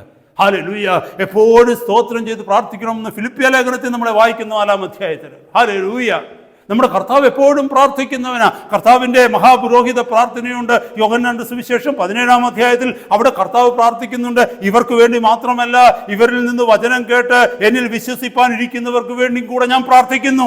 സ്തോത്രം, കർത്താവ് പ്രാർത്ഥിക്കുന്നുണ്ട്. അപ്പോൾ നമുക്ക് പ്രാർത്ഥിക്കുവാൻ കഴിയും. അതാണ് നമ്മുടെ ദൈവസഭയുടെ മധ്യത്തിലൊക്കെ ഇരുന്ന് സഹോദരങ്ങൾ ഒരുമിച്ച് പ്രാർത്ഥിക്കാറില്ലേ, സഹോദരിമാർ പ്രാർത്ഥിക്കാറില്ലേ? പ്രാർത്ഥനയാണ്. എന്താണോ നമ്മുടെ ഹൃദയത്തിലേക്ക് കടന്നു വരുന്നത് അത് നമ്മൾ ദൈവസന്നിധിയിൽ കൊടുത്ത് പ്രാർത്ഥിക്കുന്നു. അതിൽ കണ്ണുനീരുണ്ടാകാം, കണ്ണുനീരില്ല. അതിൽ ഭാരം വന്നേക്കാം, ഭാരമില്ലാതെ നമ്മൾ പ്രാർത്ഥിച്ചേക്കാം. പക്ഷേ അഭയയാചന എന്ന് പറയുന്നത് മറ്റൊരു വിഷയമാണ്. അത് മുട്ടിപ്പായി ദൈവസന്നിധി പ്രാർത്ഥിക്കുക. കർത്താവേ, എന്നെ വിടുവിച്ചേ മതിയാകൂ, ഈ വിഷയത്തിൽ ഇതിനു മേലൊരു പരിഹാരം ഉണ്ടായേ മതിയാവൂ, അങ്ങ് ഇതിനകത്ത് ഇടപെട്ടേ മതിയാകൂ. മുട്ടിപ്പായി പ്രാർത്ഥിക്കുക. Hallelujah, praise God. രണ്ടാമത്തെ വിഷയമാണ് പ്രാർത്ഥന എന്ന് പറയുന്നത്. പ്രാർത്ഥന എന്ന് പറയുന്നത് നമ്മൾ സാധാരണ അത് പ്രാർത്ഥന ലൈറ്റായിട്ട് എടുക്കണമെന്നല്ല, ലാഘവത്തോടെ എടുക്കണമെന്നല്ല ഞാൻ പറഞ്ഞത്. രണ്ടിൻ്റെയും കൂടെ വ്യത്യാസം പറഞ്ഞു തരികയാണ്. ഹല്ലേലൂയ. പ്രാർത്ഥന എന്ന് പറയുന്നത് ചില പ്രത്യേക വിഷയങ്ങൾ നമ്മുടെ ഹൃദയത്തിൻ്റെ ഉള്ളിലേക്ക് ദൈവാത്മാവ് കൊണ്ടുവരുമ്പോൾ ആ വിഷയങ്ങളെ ദൈവസന്നിധിയിലേക്ക് കൊടുത്തുകൊണ്ട് നമ്മൾ പ്രാർത്ഥിക്കുന്നതാണ്. ഹല്ലേലൂയ, സ്തോത്രം. പ്രാർത്ഥന എന്ന് പറയുന്നത് നമുക്കറിയാം. റോമാലേഖനം 8-ാം അധ്യായത്തിൽ താഴേക്ക് വായിച്ചു വരുമ്പോൾ അവിടെ എഴുതിയിട്ടുണ്ട്, നമുക്ക് വേണ്ടുവണ്ണം പ്രാർത്ഥിക്കുവാൻ നമുക്ക് അറിയത്തില്ല, ഉച്ചരിച്ചു കൂടാത്ത ഞെരുക്കങ്ങളാൽ ദൈവത്തിൻ്റെ പരിശുദ്ധാത്മാവ് നമുക്ക് വേണ്ടി പക്ഷവാദം ചെയ്യുന്നതിനെക്കുറിച്ചും ദൈവത്തിൻ്റെ ആത്മാവ് പ്രാർത്ഥിക്കുവാൻ തക്കവണ്ണം നമ്മളെ ബലപ്പെടുത്തുന്നതിനെക്കുറിച്ചും അവിടെ സൂചിപ്പിക്കുന്നുണ്ട്. അതാണ് പ്രാർത്ഥന എന്ന് പറയുന്നത്. എന്താണ് ഈ മധ്യസ്ഥ പ്രാർത്ഥന? ഇന്റർസെഷൻ, മധ്യസ്ഥ പ്രാർത്ഥന എന്ന് പറയുന്നത് it is an act of positioning between two parties, one with the need and the other with the answer. എന്താണ് മധ്യസ്ഥ പ്രാർത്ഥന? മധ്യസ്ഥ പ്രാർത്ഥന എന്ന് പറയുന്നത് രണ്ട് വ്യക്തികളുടെ മധ്യത്തിലേക്ക് നമ്മൾ കടന്നു വന്ന് നമ്മൾ അവരുടെ രണ്ടുപേരുടെയും കൂടെ മധ്യത്തിൽ നിൽക്കുകയാണ്. ഒരാൾക്ക് ആവശ്യക്കാരനാണ്, മറ്റേയാളിൻ്റെ കയ്യിൽ അവൻ്റെ ആവശ്യത്തിൻ്റെ ഉത്തരമുണ്ട്. ഹല്ലേലൂയ. ഒരു വ്യക്തിക്ക് വേണ്ടി ദൈവസന്നിധിയിലേക്ക് നമ്മൾ കടന്നു വന്ന് ഇടിവിൽ നിന്നുകൊണ്ട് പ്രാർത്ഥിക്കുന്നതാണ് മധ്യസ്ഥ പ്രാർത്ഥന. അവിടെ രണ്ട് വ്യക്തികളുണ്ട്, ഒന്ന് ദൈവം, ഒന്ന് ആവശ്യക്കാരനായിരിക്കുന്ന വ്യക്തി അല്ലെങ്കിൽ ആവശ്യക്കാരിയായിരിക്കുന്ന വ്യക്തി. മനസ്സിലാക്കണമേ. അപ്പോൾ ഒരാൾക്ക് ആവശ്യമാണ്, മറ്റേയാളിൻ്റെ കയ്യിൽ ആ ആവശ്യത്തിൻ്റെ ഉത്തരം അല്ലെങ്കിൽ പരിഹാരമുണ്ട്. Praise God. അവരുടെ മധ്യത്തിൽ നിന്നുകൊണ്ട് ഈ ആവശ്യക്കാർക്ക് വേണ്ടി പ്രാർത്ഥിക്കുന്ന പ്രാർത്ഥനയാണ് മധ്യസ്ഥ പ്രാർത്ഥന എന്ന് പറയുന്നത്. നമ്മുടെ കർത്താവ് ശ്രേഷ്ഠമേറിയ മധ്യസ്ഥ പ്രാർത്ഥന ചെയ്യുന്നവനല്ലേ. ഹല്ലേലൂയ. ഒന്ന് യോഹന്നാൻ 2-ാം അധ്യായത്തിൽ നമ്മൾ വായിക്കുന്നുണ്ട്, കുഞ്ഞുങ്ങളെ, നിങ്ങൾ വല്ല വിധേനയെങ്കിലും പാപം ചെയ്തുവെങ്കിൽ നിങ്ങൾക്ക് വേണ്ടി യേശു ക്രിസ്തു എന്ന കാര്യസ്ഥൻ പിതാവിൻ്റെ വലത്തുഭാഗത്തുണ്ട്. കർത്താവ് മധ്യസ്ഥത അണച്ചുകൊണ്ടിരിക്കുക നമുക്ക് വേണ്ടി. ഹല്ലേലൂയ. നമുക്ക് വേണ്ടി മധ്യസ്ഥത അണച്ചുകൊണ്ടിരിക്കുന്ന നമ്മുടെ വാഴ്ത്തപ്പെട്ട കർത്താവിനെ നമുക്കവിടെ കാണുവാനായിട്ട് കഴിയും. ഹല്ലേലൂയ. അതാണ് മധ്യസ്ഥ പ്രാർത്ഥന എന്ന് പറയുന്നത്. ഇവിടെ ഒരു കാര്യം നമ്മൾ മനസ്സിലാക്കണം, മധ്യസ്ഥനായി നിൽക്കുന്ന വ്യക്തിക്ക് ഈ രണ്ടാളുകളെയും അറിയണം, അല്ലെങ്കിൽ നമുക്ക് മധ്യസ്ഥ പ്രാർത്ഥന ശരിയാവില്ല. ഒന്ന്, താൻ ആരോടാണ് പ്രാർത്ഥിക്കുന്നത്? സർവശക്തനായ കർത്താവിനോട്. കർത്താവിനെ വ്യക്തിപരമായി അറിയുന്ന ഒരു വ്യക്തിയായിരിക്കണം മധ്യസ്ഥനായി നിൽക്കുന്നത്. അതുപോലെ തന്നെ ആർക്കു വേണ്ടിയാണോ നമ്മൾ പ്രാർത്ഥിക്കുന്നത് ആ വ്യക്തിയുടെ ഭാരത്തെ സ്വന്തം ഭാരമായി ഏറ്റെടുക്കുവാൻ തക്കവണ്ണം ആ വ്യക്തിയെ അറിയുന്ന ആളായിരിക്കണം നമ്മൾ പലപ്പോഴും ചെയ്യുന്ന മധ്യസ്ഥ പ്രാർത്ഥന ഇങ്ങനെയാണോ? പല മധ്യസ്ഥ പ്രാർത്ഥനകൾക്കും നമുക്ക് ഭാരമില്ല. എന്തുകൊണ്ടാ ഭാരമില്ല എന്ന് ചോദിക്കുന്നത്, ഈ പ്രാർത്ഥിക്കുന്ന വിഷയങ്ങൾ എൻ്റെ വിഷയങ്ങളാണെന്ന് പറഞ്ഞ് എൻ്റെതായി അതിനെ ഏറ്റെടുക്കുവാൻ തക്കവണ്ണം പലപ്പോഴും എനിക്കും നിങ്ങൾക്കും കഴിയാതെ വരുന്നു. അത് കഴിയണമെങ്കിൽ പരിശുദ്ധാത്മാവ് പ്രവർത്തിക്കണം. നമ്മളൊന്ന് ചിന്തിച്ച് നോക്കിയേ. നമ്മുടെ കുഞ്ഞുങ്ങൾക്ക് വേണ്ടി നമ്മൾ പ്രാർത്ഥിക്കുന്നതിന് കൂട്ടാണോ മറ്റു കുഞ്ഞുങ്ങൾക്ക് വേണ്ടി നമ്മൾ പ്രാർത്ഥിക്കുന്നത്? ആണോ? നമുക്കൊരു രോഗം വന്നാൽ ആ രോഗത്തിൻ്റെ വിടുതലിന് വേണ്ടി കർത്താവിൻ്റെ സന്നിധിയിൽ പ്രാർത്ഥിക്കുന്നത് പോലെയാണോ നമ്മുടെ ചർച്ചിലുള്ള മറ്റൊരു സഹോദരിക്കോ സഹോദരനോ അല്ലെങ്കിൽ നമ്മുടെ ചുറ്റുപാടുമുള്ള ഏതെങ്കിലും വിശ്വാസി സഹോദരങ്ങൾക്കോ അല്ലെങ്കിൽ അവിശ്വാസികളായിരിക്കുന്ന കൂട്ടുകാർക്കോ വേണ്ടി നമ്മൾ പ്രാർത്ഥിക്കുന്നത്? അല്ല, അതിനകത്തൊരു വ്യത്യാസമുണ്ട്. കാരണം എൻ്റെ വിഷയങ്ങൾക്ക് വേണ്ടി ഞാൻ പ്രാർത്ഥിക്കുമ്പോൾ അതിനകത്ത് ചങ്ക് പൊട്ടും, ചിലപ്പോൾ ഉപവസിക്കും, ചിലപ്പോൾ അതിനുവേണ്ടി മുമ്പേ പറഞ്ഞ പോലെ അത് അഭയയാചനയായി മാറും. എന്നാൽ മറ്റുള്ളവർക്ക് വേണ്ടി പ്രാർത്ഥിക്കുമ്പോൾ ആ ഭാരം നമ്മളിൽ കടന്നു വരുന്നില്ല. പക്ഷേ യേശു കർത്താവിൻ്റെ ജീവിതത്തിലേക്ക് നോക്കി അങ്ങനെയാണോ? ഇന്ന് യേശു കർത്താവ് നമുക്ക് വേണ്ടി മധ്യസ്ഥനായി സ്വർഗത്തിലിരുന്നു കൊണ്ട് പ്രാർത്ഥിക്കുക. അത് വെറുതെയാണോ പ്രാർത്ഥിക്കുന്നത്? അല്ല, കർത്താവ് മധ്യസ്ഥനായി പ്രാർത്ഥിക്കുന്നു എന്നുള്ളതിന് തെളിവാണ് ഇന്ന് എനിക്കിവിടെ നിൽക്കാൻ കഴിയുന്നത്. അല്ലെങ്കിൽ ഞാൻ എന്നേ നശിച്ചു പോകുമായിരുന്നോ? എന്നേ ഞാൻ ഇല്ലാതെ പോകുമായിരുന്നു. എൻ്റെ ജീവിതത്തിൻ്റെ പ്രവൃത്തികൾ നോക്കിയാൽ സർവശക്തനായ മഹാപരിശുദ്ധനായ ശ്രേഷ്ഠനായ പരിശുദ്ധ പിതാവിൻ്റെ മുമ്പിൽ നിൽപ്പാനുള്ള യോഗ്യത എനിക്കില്ല. പക്ഷേ എൻ്റെ കുറവുകൾക്ക് വേണ്ടി, എൻ്റെ ബലഹീനതകൾക്ക് വേണ്ടി എൻ്റെ കർത്താവ് പിതാവിൻ്റെ സന്നിധിയിൽ ഇരുന്നു കൊണ്ട് എനിക്ക് വേണ്ടി മധ്യസ്ഥ പ്രാർത്ഥന അണയ്ക്കുന്നു. അതിൻ്റെ അർത്ഥം എന്താണെന്നറിയാമോ? തൻ്റെ സ്വന്തം വിഷയം പോലെ തന്നെ എൻ്റെ വിഷയം എടുത്ത് കർത്താവ് എനിക്ക് വേണ്ടി പ്രാർത്ഥിക്കുന്നതാണ് അതിൻ്റെ അർത്ഥം. അതാണ് മധ്യസ്ഥ പ്രാർത്ഥന. എന്നെ കേൾക്കുന്ന സഹോദരന്മാരെ, സഹോദരിമാരെ, ഇത് പ്രാർത്ഥനയുടെ തത്വമാണ്. ഹല്ലേലൂയ. നമ്മൾ മധ്യസ്ഥരായി ദൈവസന്നിധിയിലേക്ക് പ്രാർത്ഥനയ്ക്ക് കടന്നു വരുമ്പോൾ കർത്താവ് നമ്മളിലേക്ക് നോക്കുക, നമ്മുടെ ഹൃദയത്തിലേക്ക് നോക്കുക. സഹോദരങ്ങളുടെ വിഷയത്തിൽ നമുക്കൊരു ഭാരമുണ്ടോ? സഹോദരിമാരുടെ വിഷയത്തിൽ നമുക്കൊരു ഭാരമുണ്ടോ? നമ്മൾ പലപ്പോഴും പ്രാർത്ഥിക്കാറുണ്ടല്ലേ? നോർത്ത് ഇന്ത്യയിലുള്ള മനുഷ്യന്മാർക്ക് വേണ്ടി പ്രാർത്ഥിക്കാറുണ്ട്. പീഡനങ്ങളിലൂടെ കടന്നു പോകുന്ന സഹോദരങ്ങൾക്ക് വേണ്ടി പ്രാർത്ഥിക്കാറുണ്ട്. ലോകത്തിൽ പലയിടങ്ങളിലും കഷ്ടതയും വേദനയും അനുഭവിക്കുന്ന ദൈവമക്കൾക്ക് വേണ്ടി പ്രാർത്ഥിക്കാറുണ്ട്. അതൊക്കെ വെറുതെ പ്രാർത്ഥിച്ച് നമ്മൾ വിടുകയാണോ? അതോ ഹൃദയത്തിൻ്റെ ഉള്ളിൽ ഒരു ഭാരമുണ്ടോ? ഹൃദയത്തിൻ്റെ ഉള്ളിൽ ആ മധ്യസ്ഥ പ്രാർത്ഥന ദൈവസന്നിധിയിലേക്ക് കൊണ്ടുവരുമ്പോൾ ഹൃദയത്തിൻ്റെ ഉള്ളിൽ ഒരു വേദനയുണ്ടോ? ഇല്ല എങ്കിൽ ഇന്നത്തെ രാത്രി കർത്താവിനോട് പറയണം, കർത്താവേ, ഇത്ര നാൾ ഞാൻ പ്രാർത്ഥിച്ചത് പ്രാർത്ഥനയല്ലായിരുന്നു. മുമ്പേ പറഞ്ഞതുപോലെ പ്രാർത്ഥിക്കുന്നതിന് ചില തത്വങ്ങളുണ്ട്. അങ്ങനെ ആ പ്രമാണപ്രകാരം പ്രാർത്ഥിച്ചെങ്കിൽ മാത്രമേ ആ പ്രാർത്ഥനകൾക്ക് വിടുതലുണ്ടാവൂ. അല്ലെങ്കിൽ മുമ്പേ പറഞ്ഞതിൻ്റെ കൂട്ട് 1 മാർക്ക് കിട്ടുന്ന ചോദ്യത്തിൻ്റെ ഉത്തരം എഴുതിക്കൊണ്ട് 2 മണിക്കൂർ വേസ്റ്റ് ആക്കുന്നതിന് തുല്യമാണ്. ഒരു പ്രയോജനവുമില്ല നിത്യതയിൽ. അതുകൊണ്ട് നമ്മൾ പലപ്പോഴും പറയും നമ്മൾ പ്രാർത്ഥിക്കുന്നവരാണെന്ന്. എന്നെ ശ്രേഷ്ഠമേറിയ ശുശ്രൂഷ ദൈവം ഏൽപ്പിച്ചിരിക്കുന്നു, ഞാൻ പ്രാർത്ഥിക്കുന്ന വ്യക്തിയാണ്. പക്ഷെ ആ പ്രാർത്ഥന കൊണ്ട് ആർക്കെങ്കിലും പ്രയോജനമുണ്ടായോ? സ്വർഗം അതിന് നമുക്ക് മാർക്കിടമോ? ഇല്ല. കാരണം നമ്മുടെ ഹൃദയത്തിൻ്റെ ഉള്ളിൽ ഭാരമില്ല. നമ്മൾ ഭാരമില്ലാതെ പ്രാർത്ഥിക്കുന്നു. പ്രാർത്ഥനയുടെ 3 പ്രിൻസിപ്പിൾസ് ഞാൻ പറയാനായിട്ട് ആഗ്രഹിക്കുക നിങ്ങളുടെ അടുത്ത സഹോദരങ്ങളെ. വളരെ ശ്രദ്ധയോടെ ഇത് കേൾക്കണം. Number 1, there are some blessings that God will not give us unless we ask for it. ഒന്നാമത്തെ പ്രിൻസിപ്പിൾ എന്താണെന്നറിയാമോ? ചില അനുഗ്രഹങ്ങൾ നമുക്ക് ദൈവം തരണമെങ്കിൽ നാം ആ വിഷയങ്ങൾക്ക് വേണ്ടി ദൈവത്തോട് ചോദിക്കണം. നമ്മൾ പറയത്തില്ല എല്ലാം ദൈവം തരുമെന്ന്. അങ്ങനെ തരത്തില്ല. ചില വിഷയങ്ങൾക്ക് നമുക്ക് വിടുതലുണ്ടാകുവാൻ കർത്താവിനോട് നമ്മൾ ആ വിഷയങ്ങൾ എടുത്ത് അവിടുത്തെ സന്നിധി പ്രാർത്ഥിക്കണം. Praise God. ദൈവത്തിൻ്റെ വചനം ഉടനീളം പരിശോധിച്ച് കഴിഞ്ഞാൽ ഈ മാർഗനിർദ്ദേശങ്ങൾ നമുക്ക് കാണുവാനായിട്ട് കഴിയും. അപ്പോൾ ഓർക്കണമേ സഹോദരങ്ങളെ, എല്ലാം ചിലരുടെ ലാഘവത്തോടുകൂടെയുള്ള പ്രാർത്ഥന, ഞാൻ പ്രാർത്ഥിച്ചില്ല, എന്താ കർത്താവിനെല്ലാം അറിയത്തില്ല, കർത്താവ് എനിക്ക് തരും. ഇല്ല. കർത്താവ് പറഞ്ഞ മത്തായിയുടെ സുവിശേഷം 6-ാം അധ്യായത്തിൽ നമ്മുടെ കർത്താവ് പഠിപ്പിച്ച് എന്താണെന്നറിയാമോ? പരീക്ഷയിലേക്ക് ഞങ്ങളെ പ്രവേശിപ്പിക്കരുത്, അന്നേക്കുള്ള ആഹാരം നമുക്ക് തരണമെന്ന് പ്രാർത്ഥിക്കുന്നില്ലേ? കർത്താവിന് അറിയത്തില്ലേ നമുക്ക് ആഹാരം ആവശ്യമുണ്ടെന്ന്? പിന്നെന്തിനാണ് നമ്മൾ പ്രാർത്ഥിക്കാൻ പറഞ്ഞത്? Praise God. കർത്താവിന് ചില പ്രിൻസിപ്പിൾസ് ഉണ്ട്. ഹല്ലേലൂയ. നമുക്ക് വേണമെങ്കിൽ ഒരു വിശ്വാസിയായിട്ട് പ്രാർത്ഥനാ ജീവിതത്തെ വേണ്ടെന്ന് വെക്കാം. വേണ്ടെന്ന് വെച്ചെന്ന് പറഞ്ഞാലും നമുക്ക് ശമ്പളം കിട്ടും, കുഴപ്പമൊന്നുമില്ല. ജോലിക്ക് നമുക്ക് പോകാൻ പറ്റും, കുഴപ്പമൊന്നുമില്ല. വണ്ടി ഡീസൽ അടിച്ചു കഴിഞ്ഞാൽ വണ്ടി ഓടും, കുഴപ്പമൊന്നുമില്ല. അപ്പം നമുക്ക് പറയാൻ പറ്റുമല്ലോ, ഞാൻ പ്രാർത്ഥിക്കാതെ ഈ കാര്യങ്ങളൊക്കെ നടക്കുന്നെന്ന്. പ്രാർത്ഥിക്കാതെയും കാര്യങ്ങൾ നടക്കും. പക്ഷേ ആത്മീക ജീവിതത്തിൽ അങ്ങനെയല്ല. ദൈവഹിതപ്രകാരമുള്ള വിഷയങ്ങളിൽ അങ്ങനെയല്ല.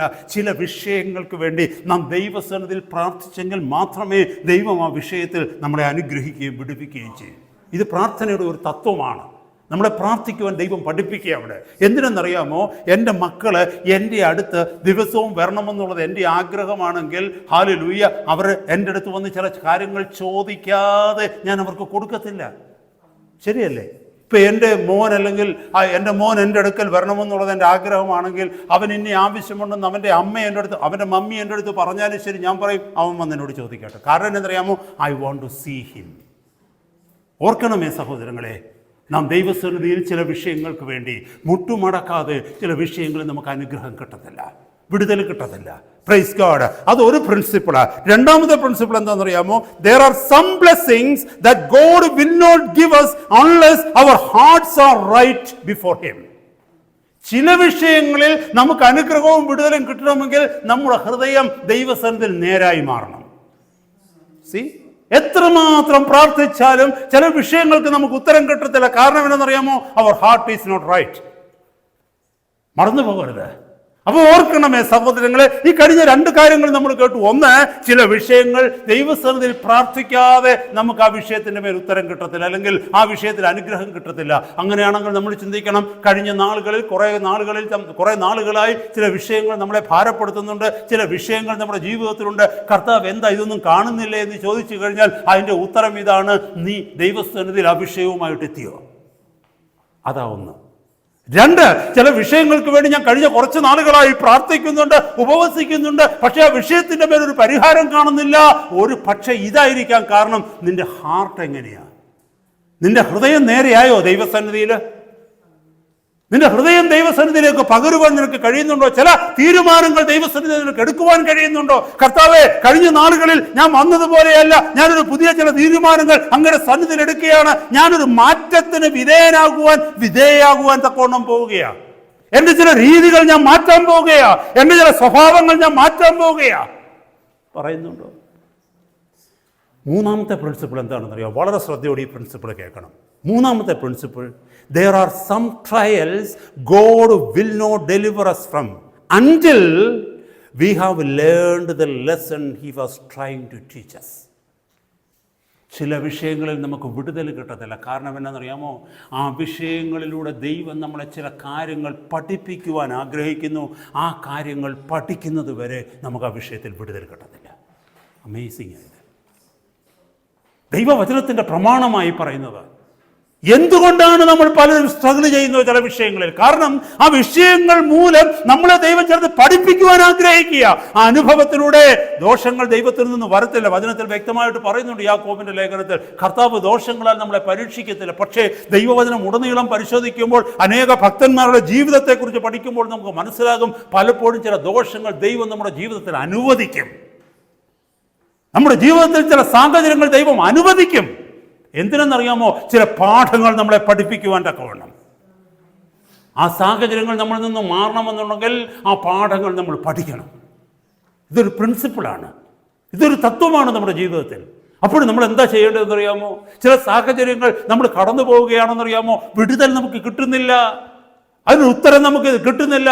നമ്മൾ ശരിക്കും സ്ട്രഗിൾ ചെയ്യുന്നുണ്ടെങ്കിൽ ഈ മൂന്നിൽ ഏതെങ്കിലും ഒരു കാരണമായിരിക്കാം. കർത്താവേ, ഈ വിഷയത്തിലൂടെ അവിടുന്ന് എന്നെ പഠിപ്പിക്കുവാൻ ആഗ്രഹിക്കുന്നത് എന്താണ്? അതിനെ പഠിക്കുവാനുള്ള കൃപ എനിക്ക് തരണമേ. നമുക്ക് കർത്താവിനെ കളിപ്പിക്കാൻ പറ്റത്തില്ല, മനുഷ്യർക്ക് കളിപ്പിക്കാൻ പറ്റും, മനുഷ്യരെ നമുക്ക് കളിപ്പിക്കാൻ പറ്റും. ചിലരോട് നമുക്ക് പറയാൻ പറ്റും ഫോൾസ് പ്രോമിസ്. നമുക്ക് ചിലരോട് പറയാൻ പറ്റും, സാരമില്ല, ഇതുവരെ നടന്നു, സോറി, പക്ഷെ നാളെ മുതൽ അങ്ങനെ ഞാൻ ചെയ്യത്തില്ല. ചിലപ്പോൾ മനുഷ്യരത് വിശ്വസിക്കും, പക്ഷെ ദൈവത്തോട് അങ്ങനെ പറഞ്ഞാൽ വിശ്വസിക്കത്തില്ല. കാരണം ദൈവത്തിന് വ്യക്തമായിട്ടറിയാം നമ്മുടെ കയ്യിലിരിപ്പ് നാളെ എന്തുവാന്നുള്ളത്. അപ്പോൾ നമ്മൾ ദൈവസന്നിധിയിൽ ചെയ്യുന്ന ഉടമ്പടി സത്യസന്ധമായിരിക്കണം. നമ്മൾ പെർഫെക്റ്റ് ആകുമെന്നല്ല പറയുന്നത്, പക്ഷേ അത് പറയുമ്പോൾ നമ്മുടെ ഹൃദയത്തിനകത്ത് 100% സത്യസന്ധതയും ആഗ്രഹവും ഉണ്ടാകണം. കർത്താവേ, ഞാൻ മാറുവാൻ ആഗ്രഹിക്കുന്നു, എൻ്റെ ജീവിതത്തിനൊരു വ്യതിയാനം വരണമെന്ന് ഞാൻ ആഗ്രഹിക്കുന്നു. ഇതുവരെ വന്ന ശൈലിയല്ല ഞാനിനി പോകാൻ പോകുന്നത്, ഞാനൊരു പുതിയ വ്യക്തിയായിരിക്കും കർത്താവേ, ഞാനതിന് ആഗ്രഹിക്കുന്നു. അങ്ങയുടെ കൃപ തന്ന്, അങ്ങയുടെ ആത്മാവിൻ്റെ ശക്തി തന്ന് എന്നെ നടത്തണമേ നമ്മൾ പ്രാർത്ഥിക്കണം. അമേസിങ്. കർത്താവ് നമ്മുടെ വിഷയങ്ങളെ കേൾക്കും, കർത്താവ് നമുക്ക് ഉത്തരം തരും, അതിന് യാതൊരു സംശയവുമില്ല. ഞാൻ രണ്ട് കാര്യങ്ങളോട് പറഞ്ഞ് ഈ വചനഭാഗത്ത് നിർത്തുവാനായിട്ട് ആഗ്രഹിക്കുക. നമ്മൾ കേട്ട വചനഭാഗത്തിലേക്ക് നോക്കുമ്പോൾ, 1 തീമോത്തി 2-ാം അധ്യായത്തിൻ്റെ 1-2 വാക്യങ്ങൾ നമ്മൾ കേട്ടു. അതുപോലെ തന്നെ എഫേസ്യ ലേഖനം 6-ാം അധ്യായത്തിൻ്റെ 18-ാമത്തെ വാക്യം കേട്ടു. അത് തമ്മിൽ ചേർക്കുമ്പോഴുള്ള കാര്യങ്ങൾ, ആ 2 വാക്യങ്ങൾ ചേർത്ത് വെച്ച് പഠിക്കുമ്പോൾ പ്രാർത്ഥനയെക്കുറിച്ച് നമ്മൾ പഠിക്കുന്ന ചില തത്വങ്ങളാണ് ഇപ്പോൾ കേട്ടുകൊണ്ടിരുന്നത്. അതിനകത്ത് 2 വിഷയങ്ങളൂടെ പറയുവാൻ ഞാൻ ആഗ്രഹിക്കുന്നു. നമ്മൾ ദൈവസന്നിധിയിലേക്ക് കടന്നു വരുമ്പോൾ നാം നമുക്ക് വേണ്ടി പ്രാർത്ഥിക്കുന്നവരാ, അല്ലേ? നാം നമുക്ക് വേണ്ടി പ്രാർത്ഥിക്കുന്നവരാ. Praying for self. നാം നമുക്ക് വേണ്ടി പ്രാർത്ഥിക്കുന്നുണ്ട്. അതിനകത്ത് തെറ്റുണ്ടോ?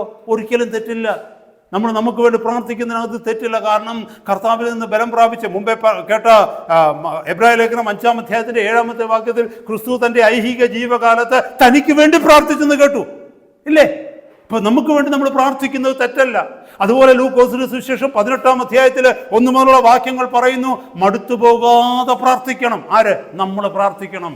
നമ്മുടെ വിഷയങ്ങളുമായി ദൈവസന്നിധിയിൽ നമ്മൾ പ്രാർത്ഥിക്കണം. അതുപോലെ മത്തായിയുടെ സുവിശേഷം 6-ാം അധ്യായത്തിൽ പ്രാർത്ഥനയെക്കുറിച്ച് കർത്താവ് പഠിപ്പിക്കുന്നുണ്ടല്ലോ. നിങ്ങൾ പ്രാർത്ഥിക്കുമ്പോൾ ഇവണ്ണം പ്രാർത്ഥിക്കുവിൻ, നിങ്ങൾ പ്രാർത്ഥിക്കുമ്പോൾ ഇങ്ങനെ പ്രാർത്ഥിക്കുവിൻ എന്ന് പറഞ്ഞ് എങ്ങനെയാ പ്രാർത്ഥിക്കേണ്ടതെന്ന് കർത്താവിടെ പഠിപ്പിക്കുന്നുണ്ട് നമ്മളെ, അല്ലേ?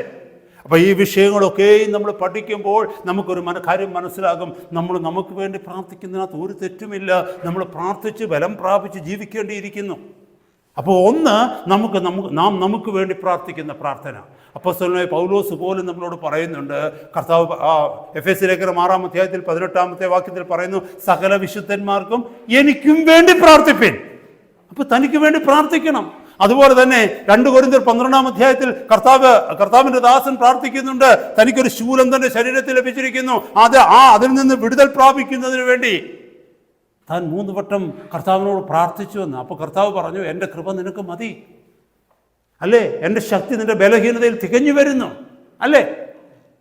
അപ്പം നമുക്കറിയാം, തനിക്ക് വേണ്ടി പ്രാർത്ഥിക്കുന്ന ഒരു പ്രാർത്ഥനയെക്കുറിച്ച് വചനത്തിൽ മനസ്സിലാക്കുവാനായിട്ട് നമുക്ക് കഴിയും. സഹോദരങ്ങളെ, അതിലൊരു തെറ്റുമില്ല. നാം കർത്താവിൻ്റെ സന്നിധിയിൽ നമുക്ക് വേണ്ടി പ്രാർത്ഥിക്കുന്നവരായിരിക്കണം. എന്നാൽ അതോടൊപ്പം തന്നെ മറ്റൊരു പ്രാർത്ഥനയുണ്ട്. മറ്റുള്ളവർക്ക് വേണ്ടി നമ്മൾ പ്രാർത്ഥിക്കണം. സകല വിശുദ്ധന്മാർക്കും വേണ്ടി നമ്മൾ പ്രാർത്ഥിക്കണം. നമ്മൾ മറ്റുള്ളവർക്ക് വേണ്ടി പ്രാർത്ഥിക്കണം. നമ്മൾ മുമ്പേ കേട്ടതുപോലെ ഇന്റർസെസറി പ്രെയർ, മധ്യസ്ഥ പ്രാർത്ഥന എന്ന് പറഞ്ഞാൽ standing in the gap between God and the people of God or someone else. ദൈവത്തിനും മറ്റൊരു വ്യക്തിക്കും മധ്യസ്ഥനായി നിന്നുകൊണ്ട് നമ്മൾ പ്രാർത്ഥിക്കണം. ആ പ്രാർത്ഥനയ്ക്ക് കൂടെയാണ് നമ്മളെ വിളിച്ചിരിക്കുന്നത്. നമുക്ക് വേണ്ടി മാത്രം പ്രാർത്ഥിക്കുവാനല്ല, മറ്റുള്ളവർക്ക് വേണ്ടി കൂടെ പ്രാർത്ഥിക്കാനാണ്. എസെക്കിയേൽ പ്രവചന പുസ്തകം 22:30 ബുക്ക് ഓഫ് എസെക്കിയേൽ ചാപ്റ്റർ 22:30 അവിടെ പറയുന്നത് എന്താണെന്നറിയാമോ? ഞാൻ ദേശത്തെ നശിപ്പിക്കാതെ വണ്ണം അതിന് മതിൽ കെട്ടി ഇടിവിൽ നിന്ന് പ്രാർത്ഥിക്കുവാൻ ഞാനൊരു പുരുഷനെ അന്വേഷിക്കുന്നു. അപ്പോൾ ഒരാളെ അന്വേഷിക്കുക മധ്യസ്ഥനായിട്ട്, കർത്താവിൻ്റെ സന്നിധിയിൽ നിൽപ്പാൻ തക്കവണ്ണം മധ്യസ്ഥനായിട്ട്, ഞാനതിനെ നശിപ്പിക്കാതിരിക്കാൻ തക്കവണ്ണം, ഞാൻ ഈ ദേശത്തെ നശിപ്പിക്കാതിരിക്കാൻ തക്കവണ്ണം അതിന് മതിൽ കെട്ടി എന്ന് പറഞ്ഞാൽ അതിന് കാവൽ നിന്നുകൊണ്ട്, ഇതെൻ്റെ ഉത്തരവാദിത്വമാണ് കർത്താവേ, ഞാൻ ഇവർക്ക് വേണ്ടി അങ്ങയുടെ സന്നിധിയിൽ മധ്യസ്ഥനാകുന്നു, ഉത്തരവാദിയാകുന്നു എന്ന് പറഞ്ഞ് ഈ ജനത്തിൻ്റെ ഉത്തരവാദിത്വം ഏറ്റെടുത്തുകൊണ്ട്, ഈ ദേശത്തിൻ്റെ ഉത്തരവാദിത്വം ഏറ്റെടുത്തുകൊണ്ട് ദൈവസന്നിധിയിൽ നിൽക്കുവാൻ തക്കവണ്ണം ദൈവം ഒരുവനെ നോക്കുകയാണ്. നമുക്കാർക്കെങ്കിലും മറ്റൊരാളുടെ ഉത്തരവാദിത്വം ഏറ്റെടുക്കുവാൻ പറ്റുമോ? ദൈവസന്നിധിയിൽ ഏറ്റെടുക്കാനായിട്ട് ദൈവം നമ്മളെ വിളിക്കുന്നു. ചില സഹോദരങ്ങളുടെ ഉത്തരവാദിത്വം ദൈവസന്നിധിയിൽ ഏറ്റെടുക്കുവാൻ തക്കവണ്ണം, ഈ സഹോദരങ്ങളുടെ ഉത്തരവാദിത്വം ഞാൻ ഏറ്റെടുക്കുക കർത്താവേ, അവർക്ക് വേണ്ടി തിരുസന്നിധി ഞാൻ ഇടവിൽ നിന്ന് പ്രാർത്ഥിക്കുക കർത്താവേ, അവരുടെ വിടുതലിന് വേണ്ടി, അവരുടെ രക്ഷയ്ക്ക് വേണ്ടി, അവരുടെ മാനസാന്തരത്തിന് വേണ്ടി, അവരുടെ മടങ്ങിവരവിന് വേണ്ടി ഞാൻ പ്രാർത്ഥിക്കുക. അതാ ദൈവഭക്തന്മാർ ചെയ്തത്. അവർക്കറിയാത്ത ദേശങ്ങളിൽ പോലും പോയി ആ ദേശങ്ങൾക്ക് വേണ്ടി അവർ ഇടവിൽ നിന്ന് പ്രാർത്ഥിച്ചു. ഒരുപക്ഷെ അവരുടെ ജീവിത കാലഘട്ടത്തിൽ വിടുതൽ കാണുവാൻ അവർക്ക് കഴിഞ്ഞില്ലായിരിക്കാം. പക്ഷെ അവർ കടന്നുപോയതിനു ശേഷം അവരുടെ പ്രാർത്ഥനകൾക്ക് ആ ദേശത്ത് ഉത്തരം കാണുവാൻ തക്കവണ്ണം കഴിഞ്ഞിട്ടുണ്ട്. ചരിത്രം പരിശോധിച്ചാൽ, പ്രത്യേകിച്ച് ബർമയുടെയൊക്കെ ചരിത്രം പരിശോധിച്ചാൽ, അഡോണിറാം ജഡ്സന്റെയൊക്കെ ജീവചരിത്രമൊക്കെ പരിശോധിച്ചു കഴിഞ്ഞാൽ, ആ ഭക്തനായ മിഷണറി ബർമയുടെ ആദ്യത്തെ മിഷണറിയാണ്. അദ്ദേഹത്തിൻ്റെ ജീവിത കാലഘട്ടത്തിൽ തൻ്റെ അധ്വാനത്തിൻ്റെ ഫലം കൂടുതലൊന്നും കാണുവാൻ ആ ഭക്തന് കഴിഞ്ഞില്ല. പക്ഷേ താൻ ഈ ലോകത്ത് നിന്ന് മാറ്റപ്പെട്ട് കഴിഞ്ഞപ്പോൾ പെട്ടെന്ന് തൻ്റെ അധ്വാനത്തിൻ്റെ ഫലം പിന്നീടുള്ളവർ കാണുവാനിടയായി തീർന്നു. ഈ ദിവസങ്ങളിൽ ദൈവം നമ്മളെ അന്വേഷിക്കുന്നത് അതാണ്. ചില വ്യക്തികൾക്ക് വേണ്ടി ഉത്തരവാദിയായി തീരുവാൻ ദൈവം നമ്മളെക്കുറിച്ച് വിളിക്കുക, നമ്മളെക്കുറിച്ച് ആഗ്രഹിക്കുക. ഹല്ലേലൂയ. അത് കൂടെ ജോലി ചെയ്യുന്നവരായിരിക്കാം, ചുറ്റുപാടും താമസിക്കുന്നവരായിരിക്കാം, ദൈവസഭയുടെ കാര്യത്തിലാണെങ്കിൽ ചില സഹോദരങ്ങൾക്ക് വേണ്ടിയായിരിക്കാം, അല്ലെങ്കിൽ ദൈവസഭയ്ക്ക് മുഴുവനും വേണ്ടിയായിരിക്കാം. സഹോദരന്മാരെ, സഹോദരിമാരെ, ആ ഉത്തരവാദിത്വം ഏറ്റെടുക്കുവാൻ തക്കവണ്ണം കർത്താവ് നമ്മളെ വിളിക്കുക, മധ്യസ്ഥനായി പ്രാർത്ഥിപ്പാൻ. കർത്താവിൻ്റെ കണ്ണ് നോക്കുകയാണ്. യേശു കർത്താവ് ചെയ്യുന്നത് അത് തന്നെയാണ്. അപ്പോസ്തലന്മാർ ചെയ്തത് അത് തന്നെയാണ്. ഇന്നും കർത്താവിൻ്റെ ഭക്തന്മാരും ഭക്തകളും ചെയ്യുന്നത് അത് തന്നെയാണ്. അവർ തങ്ങൾക്ക് വേണ്ടി പ്രാർത്ഥിക്കുന്നതുകൊണ്ട് തങ്ങൾ വീഴാതിരിപ്പാൻ തക്കവണ്ണം, ദൈവസന്നിധിയിൽ വിശ്വസ്തയോടെ നിൽപ്പാൻ തക്കവണ്ണം, ദൈവശക്തി തങ്ങളിൽ പ്രാപിക്കുവാൻ തക്കവണ്ണം, കർത്താവിൻ്റെ കൃപയിൽ നിൽപ്പാൻ തക്കവണ്ണം തങ്ങൾക്ക് വേണ്ടി അവർ കണ്ണുനീരോടെ പ്രാർത്ഥിക്കുന്നുണ്ട്. അതോടൊപ്പം തന്നെ വേറൊരു ജനത്തിനു വേണ്ടി അവരിടവിൽ നിന്ന് പ്രാർത്ഥിക്കും. ജനസിസ് 18 ഉൽപ്പത്തി പുസ്തകം 18-ാം അധ്യായത്തിൽ നമുക്കറിയാം, ഏബ്രഹാം പ്രാർത്ഥിക്കുന്നുണ്ട്. ആർക്ക് വേണ്ടി? ലോത്തിന് വേണ്ടി പ്രാർത്ഥിക്കുന്നു. ലോത്തിന് വേണ്ടിയല്ല, സൊദോം ഗൊമോറയ്ക്ക് വേണ്ടിയാണ് പ്രാർത്ഥിക്കുന്നത്. ആ ദേശത്തെ നശിപ്പിക്കാതിരിക്കാൻ തക്കവണ്ണം കർത്താവിൻ്റെ സന്നിധി പ്രാർത്ഥിക്കുക. ചോദിക്കുന്നതിന് 50 പേരുണ്ടെങ്കിൽ നശിപ്പിക്കുമോ, 45 പേരുണ്ടെങ്കിൽ നശിപ്പിക്കുമോ, 40 പേരുണ്ടെങ്കിൽ നശിപ്പിക്കുമോ, 30 പേരുണ്ടെങ്കിൽ നശിപ്പിക്കുമോ, 10 പേർ 20 പേരുണ്ടെങ്കിൽ നശിപ്പിക്കും. ഇങ്ങനെ കുറച്ച് ഏതിനു വേണ്ടിയാണ്? ആ ദേശത്തെ നശിപ്പിക്കാതിരിക്കാൻ തക്കവണ്ണം പ്രാർത്ഥിക്കുക. ലോത്തിന് വേണ്ടി കണ്ണുനീരൊഴുക്കുവാൻ തക്കവണ്ണം ആ ഭക്തന് കഴിഞ്ഞു. പക്ഷേ ലോത്തിനെ കുറിച്ച് നമുക്കറിയാം, ഈ 18-ാമത്തെ അധ്യായത്തിലാണ് ഈ പ്രാർത്ഥന നടക്കുന്നതും 19-ാമത്തെ അധ്യായത്തിലാണ് സോദോം ഗോമോറയിലേക്ക് തീ ഇറങ്ങി വരുന്നു, ഗന്ധകത്തീ ഇറങ്ങി വരുന്നതും നശിപ്പിക്കുന്നതൊക്കെ കാണുന്നു. എന്നാൽ 13-ാം അധ്യായത്തിൽ when you go back to that 13th chapter 13-ാം അധ്യായത്തിൽ നമുക്കറിയാം അബ്രഹാമിനോട് പിണങ്ങിപ്പോയവനാ ലോത്ത്. ശ്രദ്ധിച്ച് കേൾക്കണമേ. അബ്രഹാമിനോട് പിണങ്ങി വേറൊരു വഴിക്ക്, അബ്രഹാമിന്റെ വഴി വിട്ട് വേറൊരു വഴിക്ക് സ്വന്തം ഇഷ്ടപ്രകാരം സ്വാർത്ഥതയിലാണ് സോദോം ഗൊമോറ അവൻ തിരഞ്ഞെടുത്ത് പോയത്. കാരണം അവന്റെ കണ്ണിന് മുമ്പിൽ അത് ഫലഭൂയിഷ്ടമായ സ്ഥലമായി അവൻ കണ്ടതായിട്ട് 13-ാം അധ്യായം കാണുന്നുണ്ട്. തന്നോട് പിണങ്ങി തന്റെ ശത്രുവായി തീർന്നിട്ട് തന്നെ വിട്ടുപോയ ഒരു മനുഷ്യന്റെ മേൽ ദൈവത്തിന്റെ ന്യായവിധി വരുന്നത് കണ്ട് അവന് വേണ്ടി ദൈവത്തിന്റെ ഇടിവിൽ നിന്ന് പ്രാർത്ഥിക്കുന്ന ഒരു ഭക്തനെയാണ് എബ്രഹാമിൽ നമുക്ക് കാണുവാൻ കഴിയുന്നത്. സഹോദരന്മാരെ നമുക്കതിന് കഴിയുമോ? കർത്താവ് പുതിയ നിയമത്തിൽ പഠിപ്പിക്കുന്നു, ശത്രുക്കൾക്ക് വേണ്ടി നീ പ്രാർത്ഥിക്കണം. ഹല്ലേലൂയ. പഴയ നിയമത്തിൽ ഭക്തന്മാരത് ചെയ്തു. ഹല്ലേലൂയ. ഈ ദിവസങ്ങളെ ദൈവമക്കളെ മറ്റുള്ളവർക്ക് വേണ്ടി പ്രാർത്ഥിക്കുവാൻ തക്കവണ്ണം കർത്താവേ എനിക്കൊരു കൃപ എനിക്ക് തരണമേ, അതിനൊരു ഹൃദയഭാരം എനിക്ക് തരണമേ.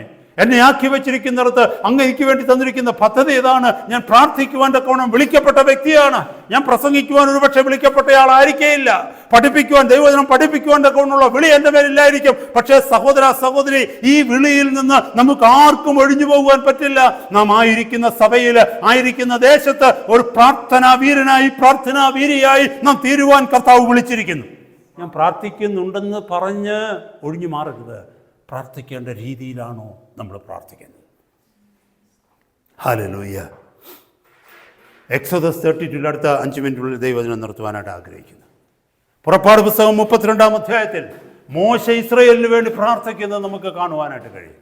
ഇസ്രായേലിനെ നശിപ്പിക്കുവാൻ തക്കവണ്ണം, ഇസ്രായേലിന്റെ മത്സരം കണ്ടിട്ട് ഹല്ലേലൂയ, ഇസ്രായേലിനെ നശിപ്പിക്കുവാൻ തക്കവണ്ണം യഹോവയായ ദൈവം തീരുമാനമെടുത്ത് മോശയോട് പറഞ്ഞിട്ടുണ്ട്, ഇവരെ ഞാൻ നശിപ്പിച്ചിട്ട് നിന്നിൽ നിന്ന് ഞാൻ ഒരു ജാതി എഴുന്നേൽപ്പിക്കും, നിന്നെ ഒരു വലിയ ജാതിയാക്കി ഞാൻ മാറ്റും.